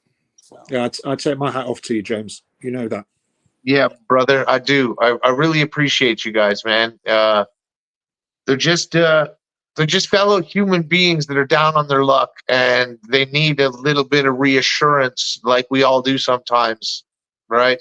And that's what my gift happens to be. I've got a very big heart now, trying to be the best human being I can be, and I learn from you guys. You guys learn from me, and we grow together as a community through our life experiences. Yeah, but you do something different, and I've never given you this other compliment. I mean, you don't have a vehicle of your own now, and I look at that as, and at some point in his life, he probably would have had enough money to go and get a car to do things. But then when you tell me that, you told me one time before, I've got friends, I don't need a car. I put my own money towards taking care of these people. So I'm thinking, how many people would go without basic transportation to take care of themselves? And because you don't live anywhere near town, right? No. Like, I live about 14 kilometers from town. Like, it's a 6-7 minute drive by car.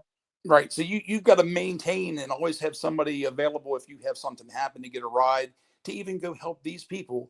That amazes me, and I never really think about how good of a person a lot of my friends are. You know, until you tell me something, or I watched your videos that time we were trying to do on Project Nightfall's channel.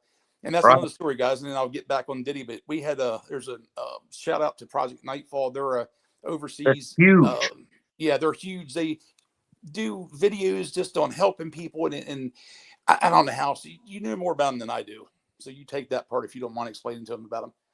Oh, like these guys, they do exposing horrible things as well as helping real people. And like they give to smaller channels too, and to human beings that are just trying to make a difference in the world. And like Shane had mentioned me to them, and they watched a couple of my videos, and I made it into the finals. Like I almost got money given to me to try and help other human beings from this other channel. And like legit, like it made me feel amazing. But again, like humbly, I appreciate the kindness that everybody says about me, but really it's not about me. It really isn't. I don't want to take any credit for this. It was my mom's voice in my head saying, like, do your best to help people that were in your situation, right? Yeah. So it's part of the collective. Some people out there that pray for anybody, that are like, there's somebody out there that needs a little bit of extra prayer. Those prayers got to me, right? And Right. I'm not about Yep. Jesus or against Jesus. I'm about multi-faith. I believe in all faiths there is some truth, and that everybody is beautiful, except for obviously the demonic elite Satanists. But you guys knew what I meant, hopefully. Yeah, guys, we did. It was really neat because I hadn't at that point. I knew what James had done or did for a daily, because he would always send videos of us at his house where he was. The man's got a garden that would rival Walmart. I mean, or does gardening that feeds people. And he would have, he would take a picture and say, "Hey, dude, check this out. We got this much fruit or this much." And I'm expecting a couple of bags. And bro has got tables full of food that looked like it was a auction to sell fruit. I mean, it was just amazing in there, and just the amount of everything that you were like. And dude, you look like a little kid. You're like, "Man, I'm getting ready to do this." And it's like, and I say little kid, not as a maturity thing, but just No, the but it's sheer, like Christmas morning to me when I get an yeah, opportunity to go and help a bunch of people with snack and nutrition bags or whatnot. right. And that's the thing. It's like you knew that was coming. That is your happiness to see happiness in someone else's eyes. Yeah. And two, everybody doesn't know what you look like prior to this. I mean, you got the tattoos, so it makes you look like a bad ass anyway.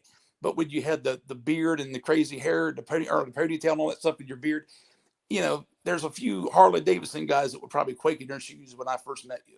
Yeah. So to have that type of look and to be so, so humble for one, and you're kind, and people love you right to death like a brother, and it just I'm proud of you, bro. That's all I can tell you. So. Thanks, bro. Actually, just a funny story. Christmas 3 years ago, we did the collab video with Protect the Rise and some other people. And I had Right. spent like a month doing baking every day and baked like 1,300 packages of like caramelized chocolate covered nuts and cookies and cakes and pastries. And just like this huge spread. And the one lady says to me, she's like, "You baked all this for us?" And I was like, "I did." And she's like, "I wouldn't have taken you for a baker. A biker, maybe, but not a baker." And she Well, turned around and she's like, "Guys, can you believe this guy baked all this stuff for us?" And it was so heartwarming, right? Like, right. Well, you just, know what though, yeah, having the look you've got in your personality, it probably lets you get closer to some people that would, when any other time, wouldn't mess with you. Like, he's just a normal, white collar guy. But you come rolling down with the tattoos and the long goatee, the leather jacket, and bags of food. And they're just happy to see you. They know you're one of them in some respect. yeah, So, yeah. all right, Like on George Street, where the mission, where the Salvation Army shelter is, like that's a highly there's a lot of people there that are providing people the things they need so that they're not sick. And they have enforcers on the corners, and they don't let people in some of the areas I go with the camera.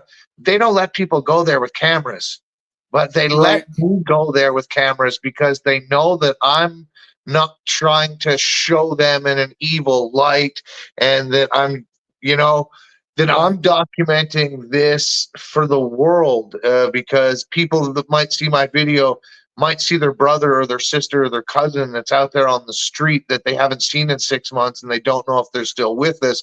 And they'll be like, "Oh my God, there's Susan, and I haven't seen her in 6 months. Thank gosh she's still alive. Oh, she's on Murray Street. We can go find her." Right? Yeah. So I've been given some pretty good leniency by people that uh, they're there to protect Sure. the the And that's nice industry. that you got that backup. You know what I mean? Not everybody's going to be happy about that backup. But you know, it's different. You know, Yeah. their intentions when they're doing that are to help you. You know, and it gets accomplished. So I had one that I wanted Murph to see, and I ended up taking it down. Darn it! Oh, I'm sorry. Whoever had last question, I bumped my fat little fingers and I hit that young lady's comment. Not that it's a bad comment. Oh goodness. Okay, so Murph, dumb question too. I mean, do you? And you've been here from the beginning too, is with all this stuff. I mean, you know Jay-Z's position. No, I'm not doing. I didn't do it. I don't know him that well. You can look at pictures in history and the amount of times, even if that's only time they spent together, which it isn't. I mean, they've been to parties together. They've done overnight, you know, hangouts and all that kind of stuff. And there's pictures of them being friends. Do you think it's just a play as far as showing two big moguls? That's all the photo is, or do you think they were really friends and he's participated in this at the level that Diddy has? Alrighty, Murph. Oh no, never mind. I'm still here. I just cut my camera off so that I can have some tobacco. Well, Murph didn't tell me he was leaving and coming back under a different account. I'm sitting here asking you a question, and it was like silence. I'm like, okay, what did I do now? No, you can delete the one without the picture because I figured out what it was. It's because I was on the Discord. Yeah, I was on the Discord. That's now cool. I've come onto the actual StreamYard app, so it's showing my picture. Okay. Yeah, so it's documented. It's documented that they were friends, that they were really close. Okay. Yeah, I mean, So- but documentation to what degree? I mean, they were at this place on this date and time. I mean, again, that Yeah, can still it's be an acquaintance, but it's absolutely documented, but Okay. by other people, by photos, by stories that people would tell. So why he's saying that, I don't know. Why he's trying to use that as an excuse for being in photos, I don't know. yeah, I was going to say, it's like, you know, that's why I say they're so blatant to say they didn't do something. There's pictures of you, but that's Yeah. what I think ignorance that they're showing is that, hey, nobody's going to believe that I would do something like that. I'm Jay-Z. I'm the biggest rapper in the world. It'll never happen. Right now, his buddy's sitting in jail crying. So, I mean, I'm sure he's worried. You know, Yeah, exactly. And you know, look who they've been trying to put all the focus on before all this Diddler stuff came out. Was Kanye West. They were trying to and here shift Kanye now has gotten back to normal. yeah, exactly. They were trying to push the focus onto Kanye, and now look who else is now allegedly attached to all of these going-ons as well. Well, I mean, you got to think that Kanye did a music video with the two of them. So, you know, so again, to some degree, they're all going to be friends if they've done music videos together. They've been seen in public together. But it's like we talked about it earlier. It's like, even though, you know, they've got pictures with, you know, Easting had pictures taken with some of the biggest people in the world, the Prince, you know, Trump. You know, again, I think the Prince, or, you know, over in the other side of the world is definitely 100% guilty of what he's been mentioned in. But oh God, where was I going with that? Yeah, basically saying that he was guilty just by association. No, there's been enough out there that's you know, making the allegedly soon to be proven, I would hope. Yeah, I don't know. I mean, when you look at right, so I'm not saying that Kanye West hasn't got issues. I'm not saying that at all. He's got issues. It's okay. Yeah, he's definitely got issues. Pardon me. What I'm saying is, look who else is in the fold. Look who else is allegedly attached to this whole situation, and it's Kris Jenner. Right.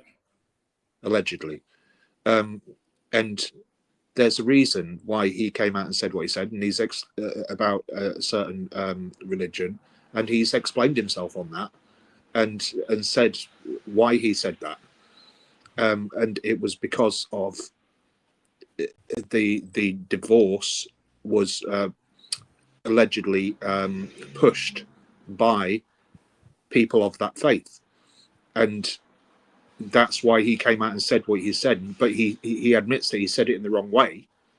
He did say it in the wrong way, and Right. he's definitely got issues. I'm not saying that he hasn't got issues at all, but he removed himself.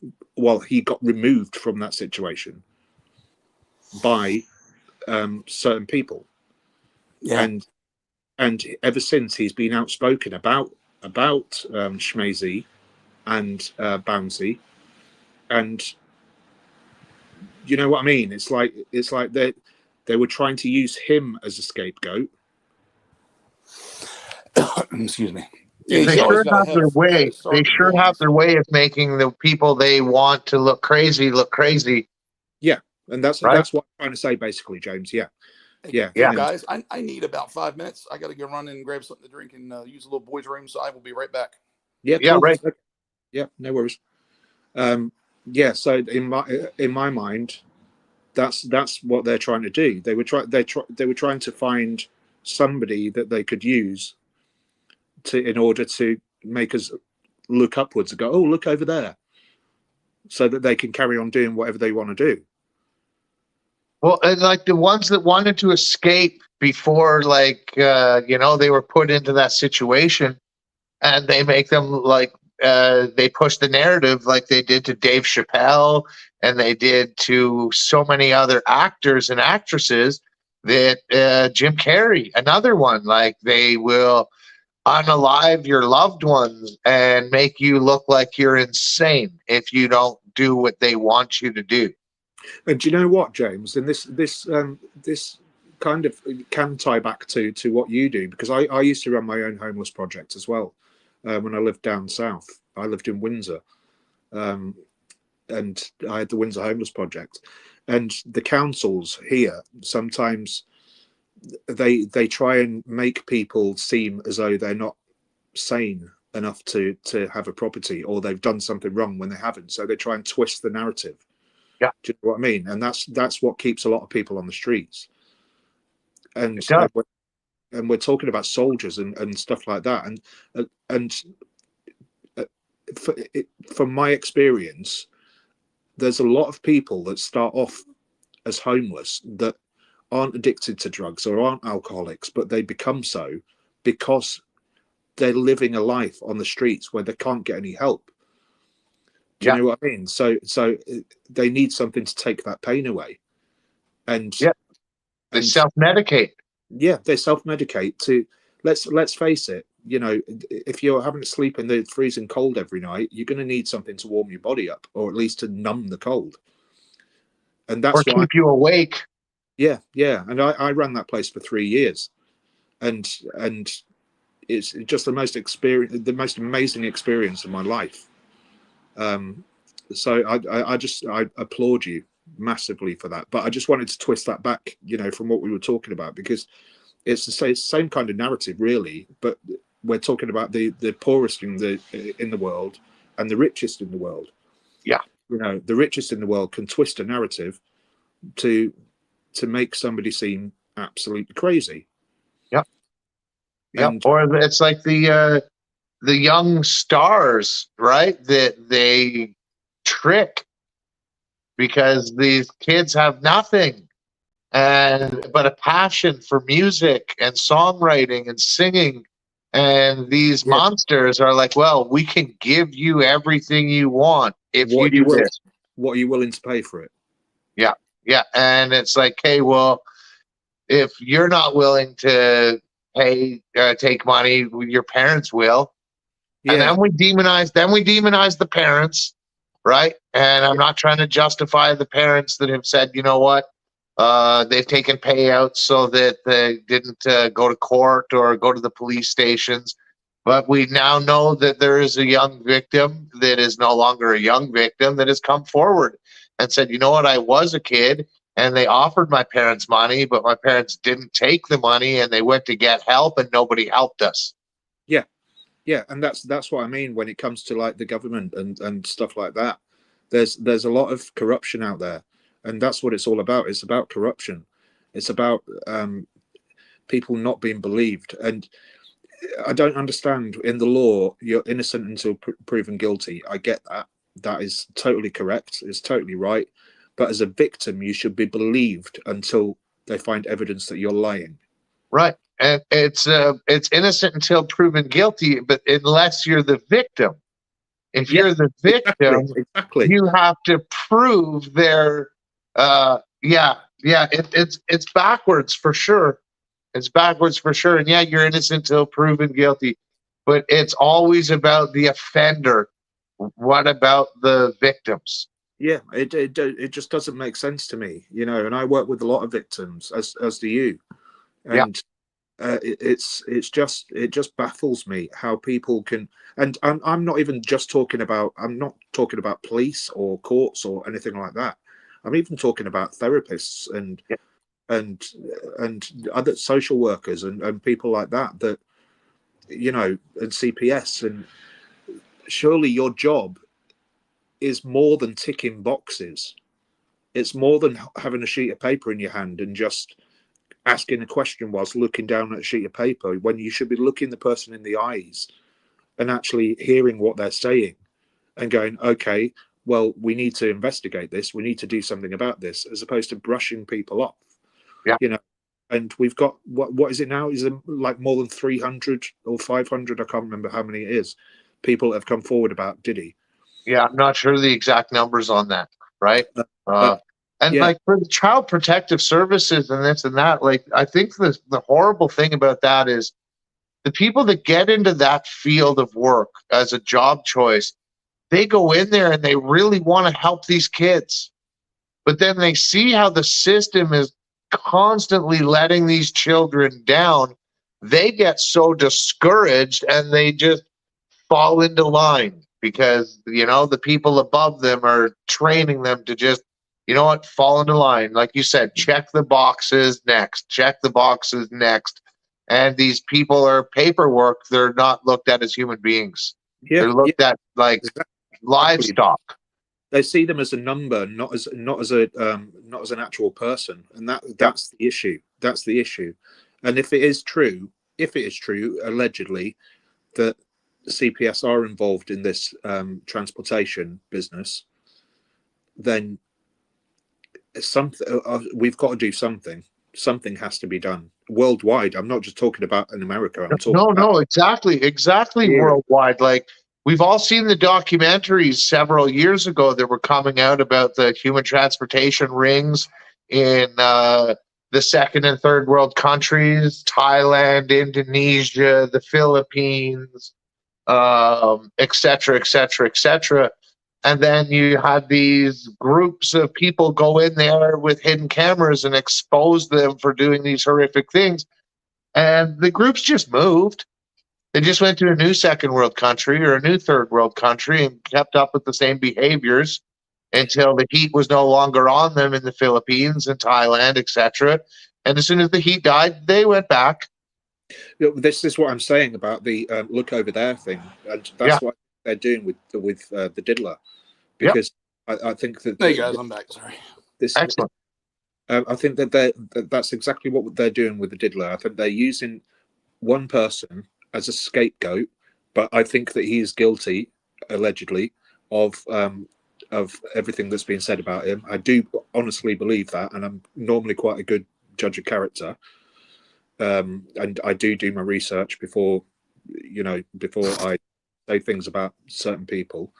But I think that it really is just one of those things, so that when we get the court case in May, well, apparently we're going to find out on the 3rd of January whether he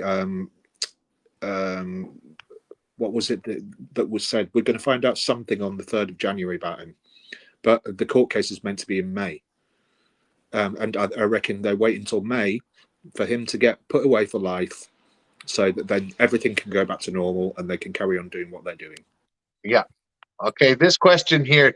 Yeah, So you I'm gonna guys take this one. believe that the press elect and his first lady are innocent and these other billionaires? Really? You think this starts and ends in the hip hop? No. James, No, none of us think let me that. have this one, buddy. I was sitting here wanting to talk. Oh, okay. Sorry, bro. Yeah, I I just was was like, sitting here thinking of things while we were waiting on it. So, speak your truth. Welcome. yeah, welcome. Tell And you, thanks for the great question. the thing with the presidency this year, and again, I voted for Trump the other 2 times, and I'm only going to do this one question on anything politics because it goes down a dark road after that. President Trump, again, may not make everybody happy. And when I say that, if you don't like the things he's done, allegedly or proven, all the indictments and all this, that, and the other, But then you look back to what the options were. Thinking first it was going to be Biden, who is pretty much, and I don't tease him for his issues because, again, I've got an 80-year-old mother who's starting to have some of the issues. But as far as just him knowing that he wasn't physically capable of doing the job, with people telling him that, he continued, and got us in deeper and deeper different situations, and then right before he leaves office or get ready to leave office, he does the one thing he said he wouldn't do, which was, sign his kid to get out of prison. I would probably do the same thing, or at least have the intention if I had that power. But to tell the American people that no, I'm not going to do it was a blatant, flat-faced lie. Like, here, boom, I'm a lame duck. You can't do anything to me. So that was the one, just one of the many things that completely disturbed me about him being a president anyway, and then her to take over and all the craziness around Kamala. Trump was a lesser of two evils. I mean, you had to vote for somebody. So to hate him now and for all the things that he did and got in trouble for, that 3/4 of it's gotten dropped already because he can't, lock up a sitting or, a sitting president. So they wasted all those hundreds of millions of dollars for this to happen. And then nobody thought that, hey, he might win this like he did the first time that nobody thought he would win. And what happened in between was 3.5 to 4 years for some people of pure hell with Biden, and not so much him personally, but the whole Democratic Party, the things that were changed, in the House and the Senate. All those things happen because of the way they run the government. So do you think, and I'll ask you, how about the 75, 80 million people that voted for him that he won in pretty much in every area that he could win in, popular vote, electoral college, both parties, all the party heads, and there's been no riots or anything crazy go on? You know why? Because all the rioters got ticked off over Biden, and now they voted for Trump. So there's nobody to start a riot. Even Antifa probably voted for Trump. So that's all I'm going to say. I mean, speak the truth. I understand what you're asking, but when you've got a choice of 3 people, and Right. now he's got the third person working for him, under, and the first thing I see then, here the whole time Kennedy, is campaigning. I never knew this, but he was arrested when he was like 19, 20 in college for being an H addict. Needles. And Right. Admitted I'd to it. just like to continue on that though. Like, you Yeah, go think ahead. this starts and ends in hip hop. You must be extremely new, in which case, thank you for joining us. But from day one, we have said the elite people that are doing this are in politics. They're in our government. They're in James, I the think they're music actually industry, they're the asking, sports they're not. industry. Yeah, they're asking. They're not really put. I thought it was that way too. Like, you think this? What they're saying is probably, do you think this starts Right. in hip hop? That's the way I'm reading it now. So I just. Oh, okay. Yeah. Well, I definitely don't think then that it's just in the hip hop. My personal humble opinion, not the expressed opinion of the Sean Atwood channel, is it's in hip hop, it's in country music, it's in rock and roll, it's in Hollywood movies, it's in NASCAR, it's in baseball, it's in basketball, it's in these rich elites. It's everywhere. There's people that aren't rich and elite that are doing these horrific things. James, So, the thing is that a lot of people don't understand. I mean, we are a grown society. We are at the peak of all generations of performance and doing this and doing that. But you got to go back to the bare bones of nature, humanity. I don't know what term, but you got to think that, back when kids were young, a 15-year-old girl that would come into, say, a parlor to get a pack of cigarettes for her mom. And, the guy whistles at her and she laughs and goes on. I mean, today you can go to jail for that. But back then it was okay. I mean, they didn't frown upon these things because it didn't happen quite as frequently, but it still happened. And it just got shoved under the rug as a taboo. See, I don't believe that, Shane. You don't think so? I no, I honestly don't. I think that what's happened, I think that it happened just as much back then as it does now. But what's happened is now we have 24-hour news channels. That's true too. Yeah. Do you know what I mean? The scale of it is you couldn't have that many, but I mean, as far as the actual event itself, yeah, I agree with you there 100%. Do you know what I mean? Now people are just more aware of it, because we used to go out and play, as kids. We used to go out and play. Right. Now kids sit on and watch the TV and stuff like that, and people are just they're more inside their own homes than they are outdoors. So people end up watching more TV, more news, more and the news is everywhere, even on like comedy shows, supposed comedy shows, you see that they're being satirical about the news and stuff like that. So it's in your face all the time. Right. And so when people are just hearing about it more than we used to, because we used to be outdoorsy people. I mean, I spoke about it yesterday, about the fact that when I was a kid, we didn't even have to lock our car or Right. our front door, and now everybody's, it's fear mongering. It really is fear mongering what Right. they're doing now with media. They're scaring people into look at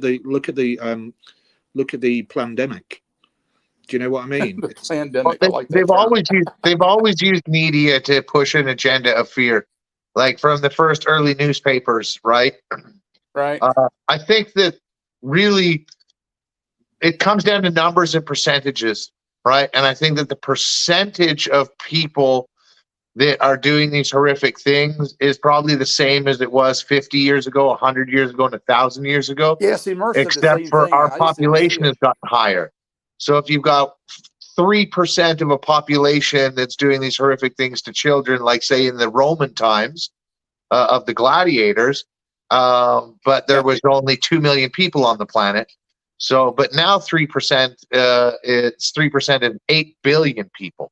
Yeah. Well, So in the fact, even amount, in the Roman as well as days, having access to cell phones, and everyone has a video camera in the palm of their hand, we're right. able to now expose it more rapidly, and more people are hearing about it that had never witnessed it, and they're speaking up about it, and more victims than ever are moving out of the vibration of shame and fear and saying, you know what, you've already hurt me and destroyed 30 years of my life as I've been suffering from what you've done to me. Right. Not anymore. You're not going to do this anymore. Not my children, not my grandchildren, not my sisters, not my brothers. And we're working on lowering the percentage of people that are going to be able to keep doing this to our loved ones. Well, I'll tell you what, truth only, that's an amazing comment. Thank you for the super chat. I'm actually Shane, and I basically am the guest booker and the help out guy for Sean and Ron. So I'm sure he would take that compliment and say thank you. And yes, he's an amazing researcher, boss, YouTube producer, and everything. And Ron, same thing. I mean, he's working with Sean, but a lot of you guys, if you don't know Ron's history, Ron had an amazing channel that helped a lot of people that have been through many painful circumstances in their lives and gave a place for survivors to come just to hang out. So Ron's got some pretty amazing history too. It's just things happened and the bullies didn't like what he was doing, and they took the channel down, unfortunately. But there's archived videos of what he did on Project Rook on his YouTube channel and the website projectrook.com. So take a look. But again, thank you, and I'm sure Sean, Jen, and Ron thank you as well. So let's see. Okay, sorry, I didn't mean to cut you off, James. I wanted to pull that message up so I could get. No, not at all, not at all. I'm glad you did. That's an amazing, amazing super sticker or super chat or whatever it's called. Truth Only 8. We really appreciate you following the channel, watching the channel, and just being here and helping us spread the truth. We really do. Thank you so much. Right. Yeah, thank you very, very much. So, now about politics. Then, and speaking of truth, I wouldn't say politics, but I mean, you're talking about the president, so it kind of is a political, right? Okay, so political question. So, okay, let's go. If I can add on to that in a little bit, because it's not necessarily about politics, but it's about government. And Tommy Scoville said it extremely eloquently. If it was only one group, say the Red, that were on the Man with the Islands island, then we would hear about it. If it was all people from the blue side, we would hear about it. But it's both sides that were on the island. That's why we're not hearing about it.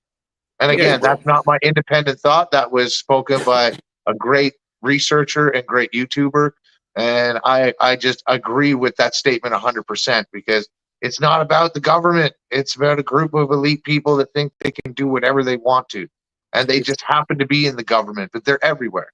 They're in our grocery stores. They're on our favorite football team. They're everywhere, guys. It's literally high society. High society, we call it here. And there's, it's, and Cal is saying it's deeper than that, Murph. It used to be socially acceptable actions. It's always been there. It's now only bad to have a little child bounce on your lap.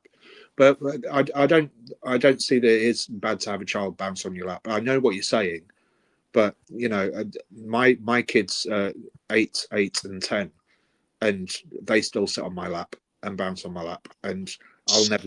The day that they want to stop doing that, they can stop doing that. But they're my kids. Do you know what I Right. mean? When it comes to other people's, when it comes to other things that are, you know, other people doing it that don't know them, that's when it becomes unacceptable to me. But I get your point, Keller. I get your point. Is that society is saying that? Is that what you're trying to say? That society is now saying that that's a bad thing? Right. Oh Right. yeah. And you know, when victims come forward that are from elite families, watch how fast it gets shadow banned and disappears on the tube. How many of you people remember Paris Hilton coming out and saying that she was a victim of SA from a very young age and passed around? Oh Right. And yeah. she was out there and she spoke it in the courts and said that this needs to stop and nothing's been done.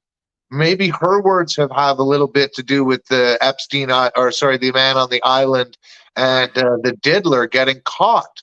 That's what I'm saying, man. It was only a few years in between, and again, you see how long it takes to build a case like that when you're talking about thousands and thousands of pieces of evidence and Yeah. phone calls and pictures. It just doesn't happen in 10 days. So And the they feds don't took the want to time to lose. get him. So, and they were probably going after both of them, but Epstein's issues popped out first. They got him. He's gone. Yeah, Ghislaine's in jail. too many high socialites were on the island that were not at Diddy parties. Yeah, We've true. also got to remember as well. We've got to, you know, take it just to be fair here, that these parties, although they were organised by the diddler, there were three. It's already been guaranteed that there were three types of parties. There were three parties. So you had the first That's party, which a lot of people went to and then left. Then you had the second party, which is where the ladies allegedly were laid on the tables with food on them. And then you had the after parties, Yeah. which is what the freak-offs were, allegedly. Okay, see, I didn't know that. I didn't know they classified it three ways, but it makes sense. I mean, you're going to have the people leave that definitely have heard about it and don't want to stay and be part of it. Then the people that say, "Hey, man, this is just like going to a strip club. You know, this happens there, so this is okay. That it's time to go." And then the ones that are left, Yeah, and they've probably been drugged at that point. They probably drank enough that they don't care and they're curious, and then off Yeah. they go. You know, Or you they've watched- been spiked. Did you watch Oh, the yeah. Did you watch the Jamie Foxx thing yet? I have not. I mean, I've heard a lot about it talking to Big Homie, but no, not yet.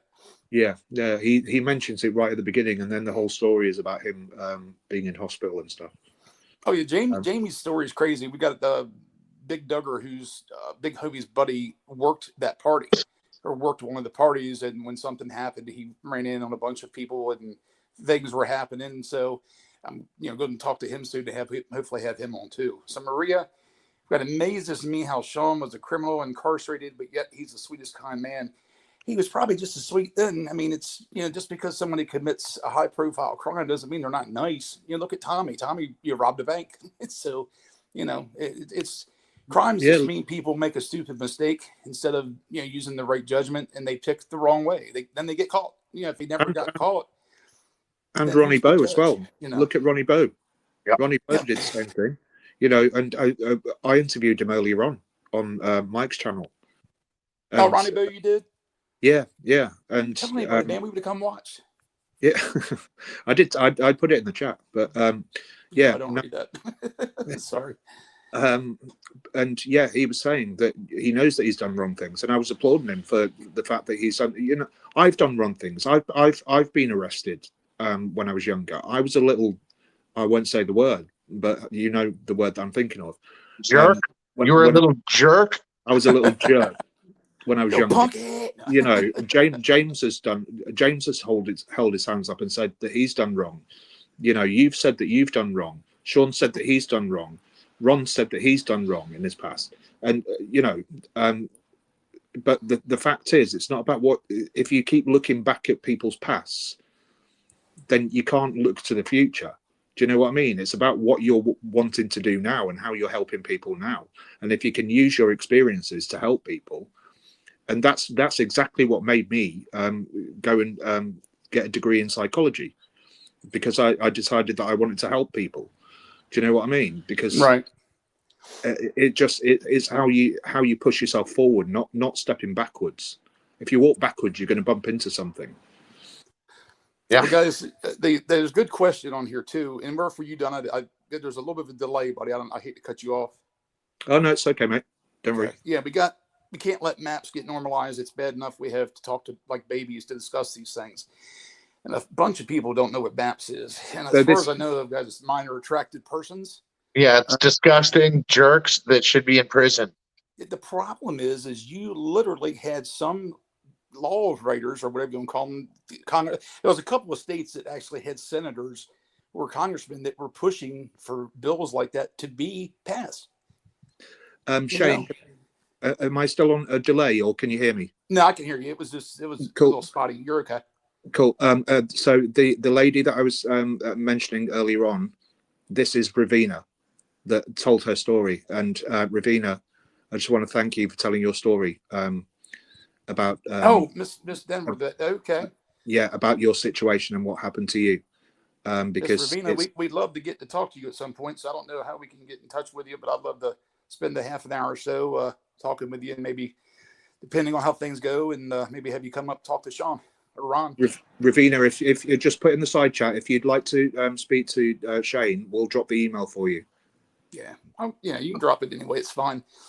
But yeah, so definitely, and again, if it's just me, that's cool. But I mean, I know Sean would definitely give her some time to talk about that. That's it's hard to talk about it to begin with, and finally, when we find people who are courageous enough to come out with the fear of unaliving, their family's getting in trouble, I commend you.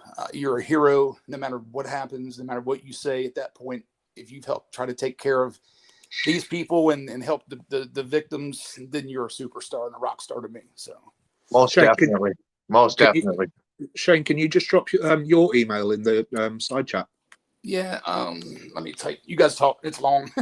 Yeah. I only know Sean's. So yeah, mine's easy. It's actually the word Atwood, the way he spells it, ATTWOOD, and then the word unleashed with the ED on the end, and then YT. So Atwood Unleashed at YT@gmail.com. And that's me. And if it's anything, then you just get Sean. I'll read through it and forward it to him, and then we'll all get together. Cool. Right. There's a man in a few of the Pure Love Foundation videos. He was always so well dressed, a Native American from here in Canada, and he was taken from his blood family and put into the residential school systems here in Canada. And I'd gotten to hear his story about the ritualistic essay of those children to steal their language and destroy their culture. And he was brave enough to speak out about it, and has been. He had gotten off the streets and was in a halfway house. And then when I saw him last, I ran into him on Bank Street, and he had been moved into an apartment. He had finally gotten from the halfway house into an apartment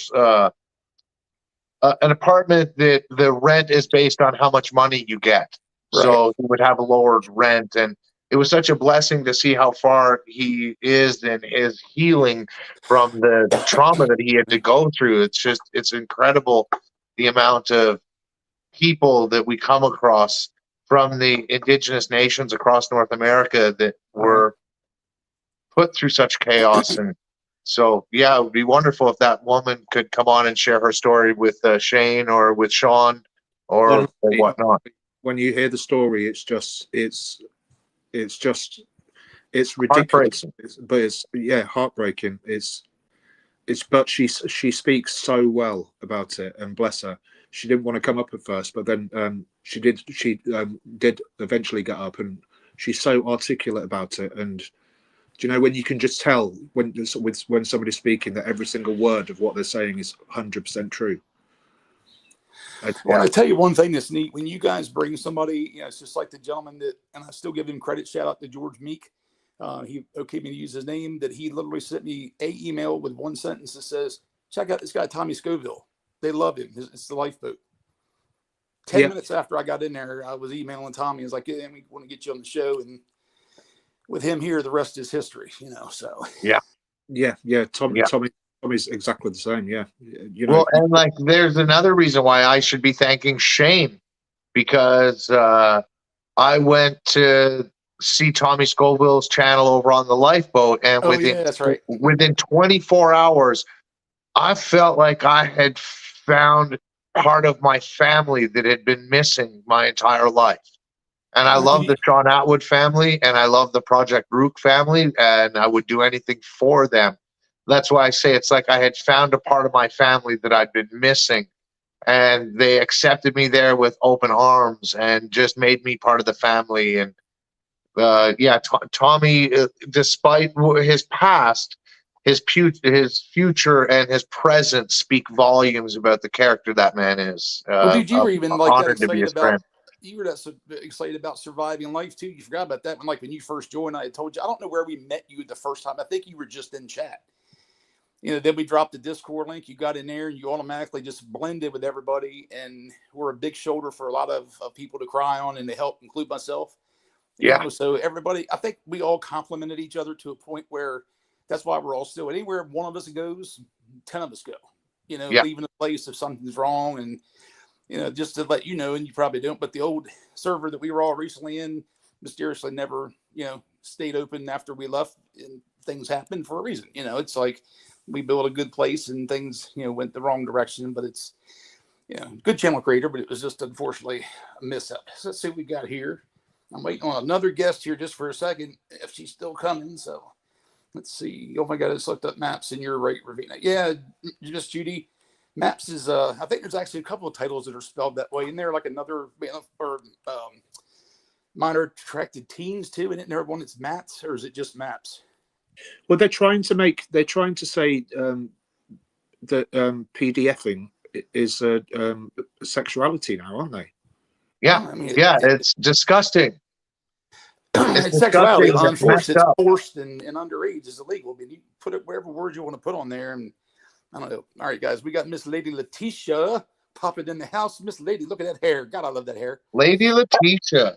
Hello, James. Hello, fellas. What a Looking pleasure. all You got no handsome. fake hair tonight, do you? No, not tonight. Not no So wig. What are your What a plans pleasure for to tonight? finally meet you in person, Letitia. I've got to watch you several times on Ron's show or whatnot, and it's a pleasure to meet you in person. And look, you look smashing every time you're on camera, and it's Oh, great for all of us. Dude, I thought you You- guys had known each other because I know you mentioned about her Yes. seeing her before and how she handles things. So I thought you knew her. I'm sorry, Oh, guys. just I thought I when we mentioned it. chat, say hello to each other in the Discord or whatnot, but no, we never got an opportunity to say hello face to face. So it's a pleasure. Gotcha. Yeah, well, James, you it is talk so really well. nice to meet you too, James. Thank you so much. Thank So, you, girl, what Letitia. Audience- What do you We're got? surrounded by handsome men. That's what's going on tonight. There you go. Hey, just behave. Just behave. Enjoy Flattery. yourself, but behave. Flattery Okay. gets you everywhere. What do you say? I said flattery gets you everywhere. Oh, I thought that was whoever she was with. I'm like, and it sounds a lot like Murph. So, what are you Well- guys doing on New Year's? Well, my first thing earlier, there was a banging stream going on with the 2,000 people, and I ended up shutting it down by accident. And yeah, so that's that. And the rest of it, I'm here. That's pretty much the extent of my day of ruining an amazing show. So Oh, we are learning. You'll get it. You'll get it, Shane. You got yeah, this. that Jane- was an expensive lesson because unfortunately we don't know if all the donations that were going to go to Barb and everybody if they get them now when the stream's closed. So we don't know. So. Oh, I'm sorry. But you never know. I mean, all that stuff is recorded digitally on their side. I mean, I'm hoping Yes. that they just say go back and they see where it was done by a uneducated moderator, So, but we'll find out. But I hope everything goes well either way. It was something I hate to Me see. too. I hope it works out. Me too. Is- So, Murph, it's New Year's where you are, isn't it? It is, yeah. Wow. How long has it been New Year's? 2 hours and 45 minutes, 46 minutes. Oh, wow. Did you do a toast? No, I'm just by myself for this New Year's. Yeah. We take it in turns to have the kids and whatnot. So yeah, Oh, that's cool. so I'm just by myself for this one. Okay. Well, you have us. Yeah, consolation prize. Yeah, Yeah. what James was saying earlier, you know, I've only been here for like 3-4 months or whatever, and Oh, it does feel like like James was saying, like it's the family that I was missing. Do you know what I mean? So yes, exactly. I'm really Hmm. really happy to be here and to be spending the new year in with you guys. Oh, that's so nice. Oh, thank Yeah, it's you. yeah. I tell you, that's the one thing that the digital age or computer age has done is that you've got a lot of people. You know, I'm alone this time, other than my family member. You're alone, but right now we're sitting here with 900 and some people that are just graciously listening to us babble on. Yeah. That may or may not be in the same circumstance. I can imagine them partying and watching this on their cell phone, but you know, there's 900 people that we can relate to right now. You know, where any other time it would just be you and unfortunately, these times of the year are hard on people. And you know, a lot of you know, I lost a cousin a few months ago from the self-inflicted thing, and we found out that it was basically because of Christmases and her mom just problems. And instead of talking to anybody, she took it upon herself to leave us. And I'm mad. Oh, I'm I've told her, sorry. I've told her I'm mad, but it's like I understand, you know, 100% understand. But Yeah, it's like, why didn't you reach out? You know, I literally had talked to her 3 weeks before, asked her what was up, how she was doing. Things were great. And all of a sudden, her sister called me and said that she was gone. I'm like, what? Where'd she go? I thought she was killing. right. And it's like, no, gone, gone. I said, she's 46 and healthy. What's, you know, so you Oh, get where I'm she going with was that. But young. yeah, it's, And I tell you, man, they say God doesn't give you more than you can handle. Good Lord, I'm done. My hands are full. So, right. Right. Sometimes you just gotta throw them up and be like, okay, no more. Yeah, yeah, exactly. Exactly. yeah. So we got It's a the truth. question. I'll hit all three of you, and if you got time, like Letitia, you can. If not, it's okay. It says, Okay. I am a survivor and I work with survivors. My question is, rather than talking about this salacious celebrity stuff, everyday ordinary people are victims of ordinary predators. What are we doing? Truth, just like anybody else, it says like, why aren't you guys going after the kids? And how much money is Sean donating to help the kids? And this YouTube is entertainment. No matter what degree you look at it, whether you're watching cartoons, your kids are watching Barney, or you're watching Brazilian bikini waxes and all that kind of stuff. It's just like Hmm. TV. You pick the channel, you're also picking the topics. So if you go into a channel expecting something that's that hardcore going against PDF files, you're not going to find it, because a lot of the people that are involved in the executive decisions at this company that controls this platform, they're not going to let it be allowed because there's too many people in places that don't want to see it. So at least there's a small amount of education that, yes, is being pushed. People who might not have cable TV, but they've got a YouTube stream they can watch, and we can help them see what's in the news. Can I jump in? So and we do talk about the things with the kids and everything, and do have nights where they've dropped organizations and all. But when you talk about 800,000 kids worldwide, 470,000 in the United States, 2,100 a day, 9 out of 10 of them are runaways. That they have. Wow. Yep, and that's all Google. I just read that. I looked up a topic, and that was there.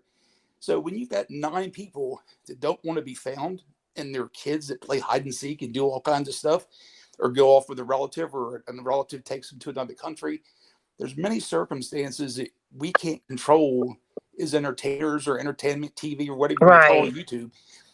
Sean does the best he can to give you guys content you want to watch. And like I told someone on another channel, like, oh, we're doing this. I said, just turn the channel. You don't have to watch it. It's okay. Yeah.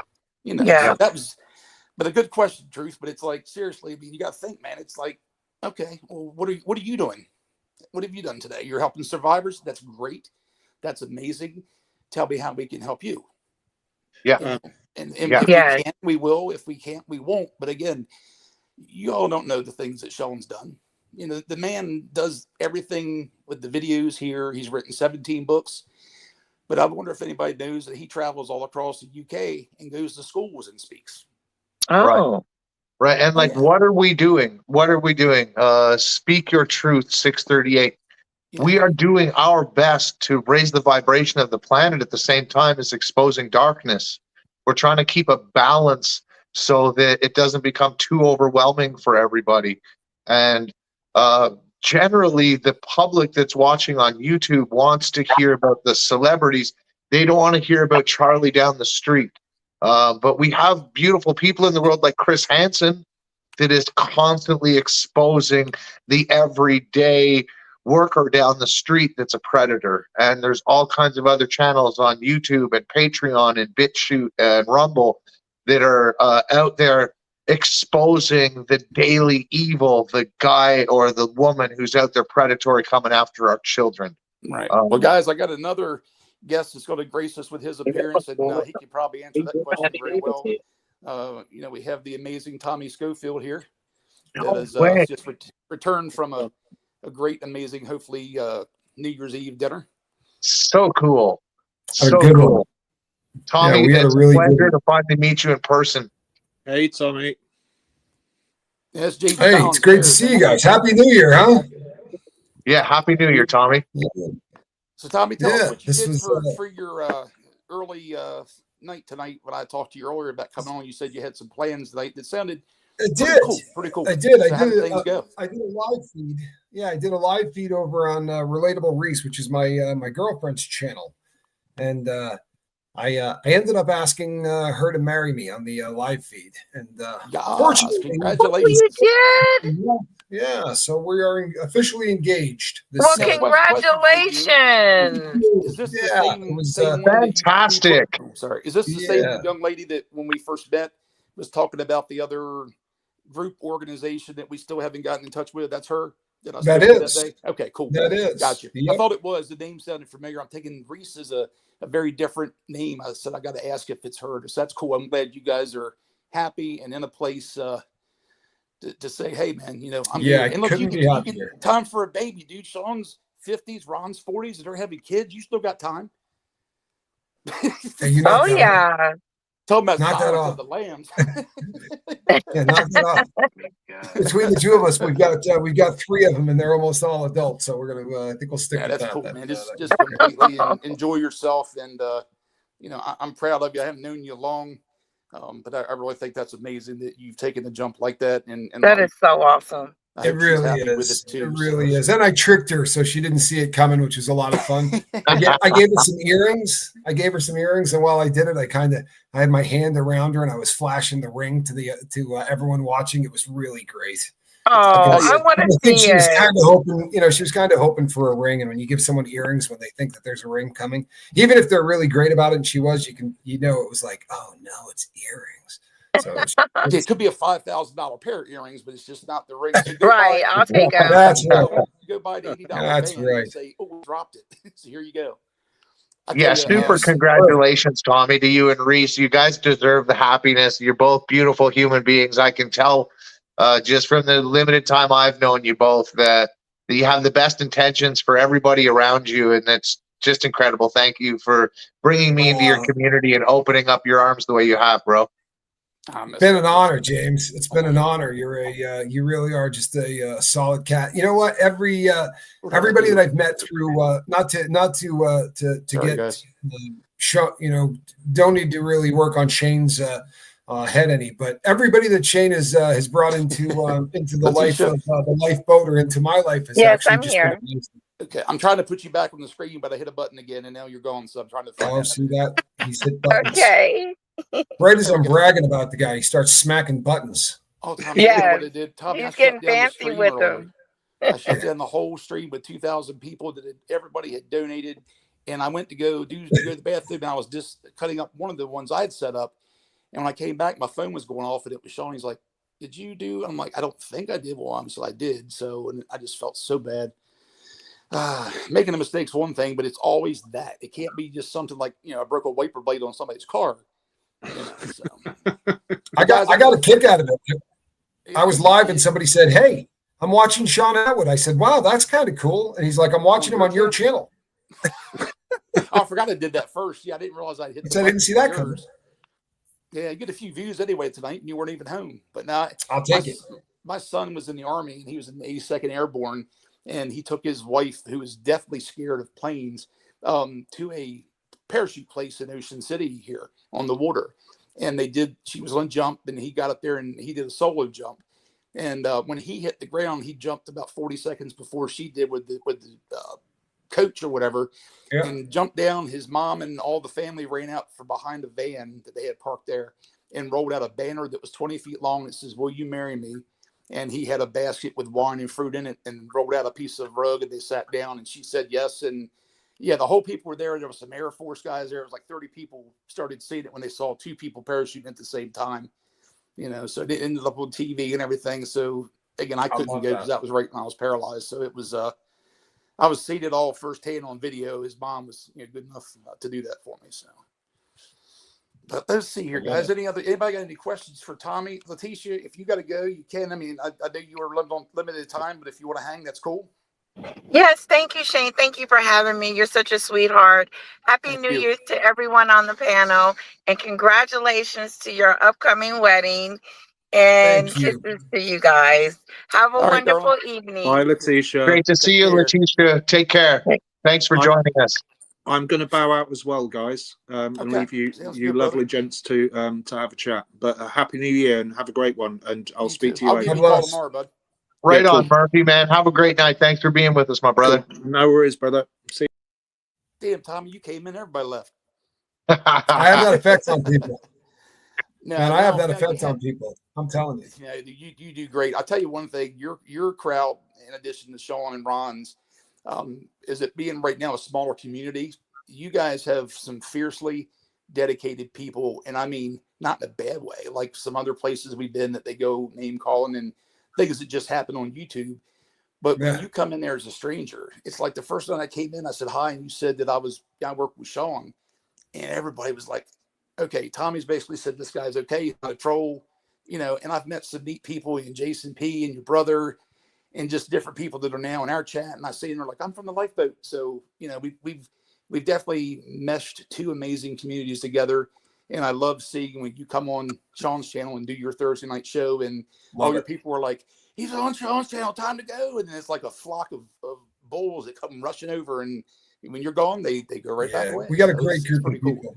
That's why I did the engagement thing live. I'm usually really not that person. I tend to be a lot more private, but I was talking about it with Johnny before I did it. And you know what? This has just been such a community that has supported us through so much. This has been a tough run, and everybody's been there for us throughout the entire process. It would have felt really wrong if I didn't have everybody there when we did it. Amazing. Yeah. I'm sorry I missed it, but I couldn't. On the bright side, it's there. I couldn't pass up the opportunity to join Shane here on Atwood's channel and just get another opportunity to do what I do best, which is share kindness and work through understanding, compassion, and love away from fear, hate, anger, and aggression, Yeah, I can't wait to push your channel. I didn't even realize you had one until literally today. Someone said to me, "Yeah, we're trying to get him up to." I went, "What? Why did he tell me?" Yeah, no, I love it. I think that's fantastic. I can't wait to push your channel. Oh, now, Tommy, I got to say, look, I was part of Surviving Life community and Sean Atwood community, and it took me 6 months before I could even tell Shane that I did outreach work with addicts and homeless people and prostitutes, because I have a hard time, because I know people will say, "Thank you so much for what you're doing," and it isn't about me. And I have a hard time taking that praise because I don't want the attention. I want the attention to be on the other people. I get it. Right. Well, I'm just trying to figure out why I didn't get an invite to this thing. Yeah. But now that I have Shane and Tommy here at the same time, I just really quickly want to say, Shane, there is an amazing human being in the world that was set up by the government that Tommy did time with, by the name of Freeway Ricky Ross. And it would be so amazing if we could get him on Atwood to give Tommy an opportunity to just have discussion with this man. Because of politics, where they were together, they couldn't have conversations and talk about these things. And I asked Tommy in chat a few weeks back if he would like to chat with this guy, if we could make it possible. And he said that it would be fantastic.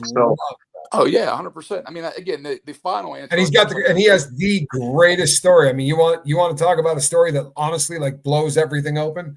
This guy tells you how rock, crack cocaine, came into being. Without Freeway Ricky Ross, it doesn't happen. And without the some 3-letter agency that I will not mention on here, it wouldn't happen. They were working directly with the guy. Fascinating story. Really a fascinating story. Well, and again, all right. Now, if I do not go and talk to my fiance, there's a decent chance she's going to throw that ring at me later. So I can't. Yes. I didn't get an invite to this thing. Well, you were live. Yeah. Oh, it was that you did it that late. I thought like you did it days in advance. I'm thinking, man. Oh no. I literally just pulled this off today. Like this was because what happened is we really honestly, you can go back and watch it. Last year we kind of fell in love on a live feed on New Year's, and we've been together since. So it just was honestly, this was it was not something that I had planned out beautifully. I knew I was going to ask her. I just didn't know exactly what was going to happen. So it was kind of a short notice thing. See, I had But more fun going I love scratcher you. on my back. So And I Did you hear had, about yeah, that? Yeah, so, maybe no, I'm just maybe teasing. avoid that in the future. Give her a hug but from all of us, and we'll have to. I have you guys promise both you I on. will. And the opportunity to meet you in person is a big deal. Thank you so much. It's an honor to be on a panel with you. And I will see all of you on the Big Red Button. I love you guys. Thanks, Tommy. Tommy. Take care. Happy New Year. All right. See this question on the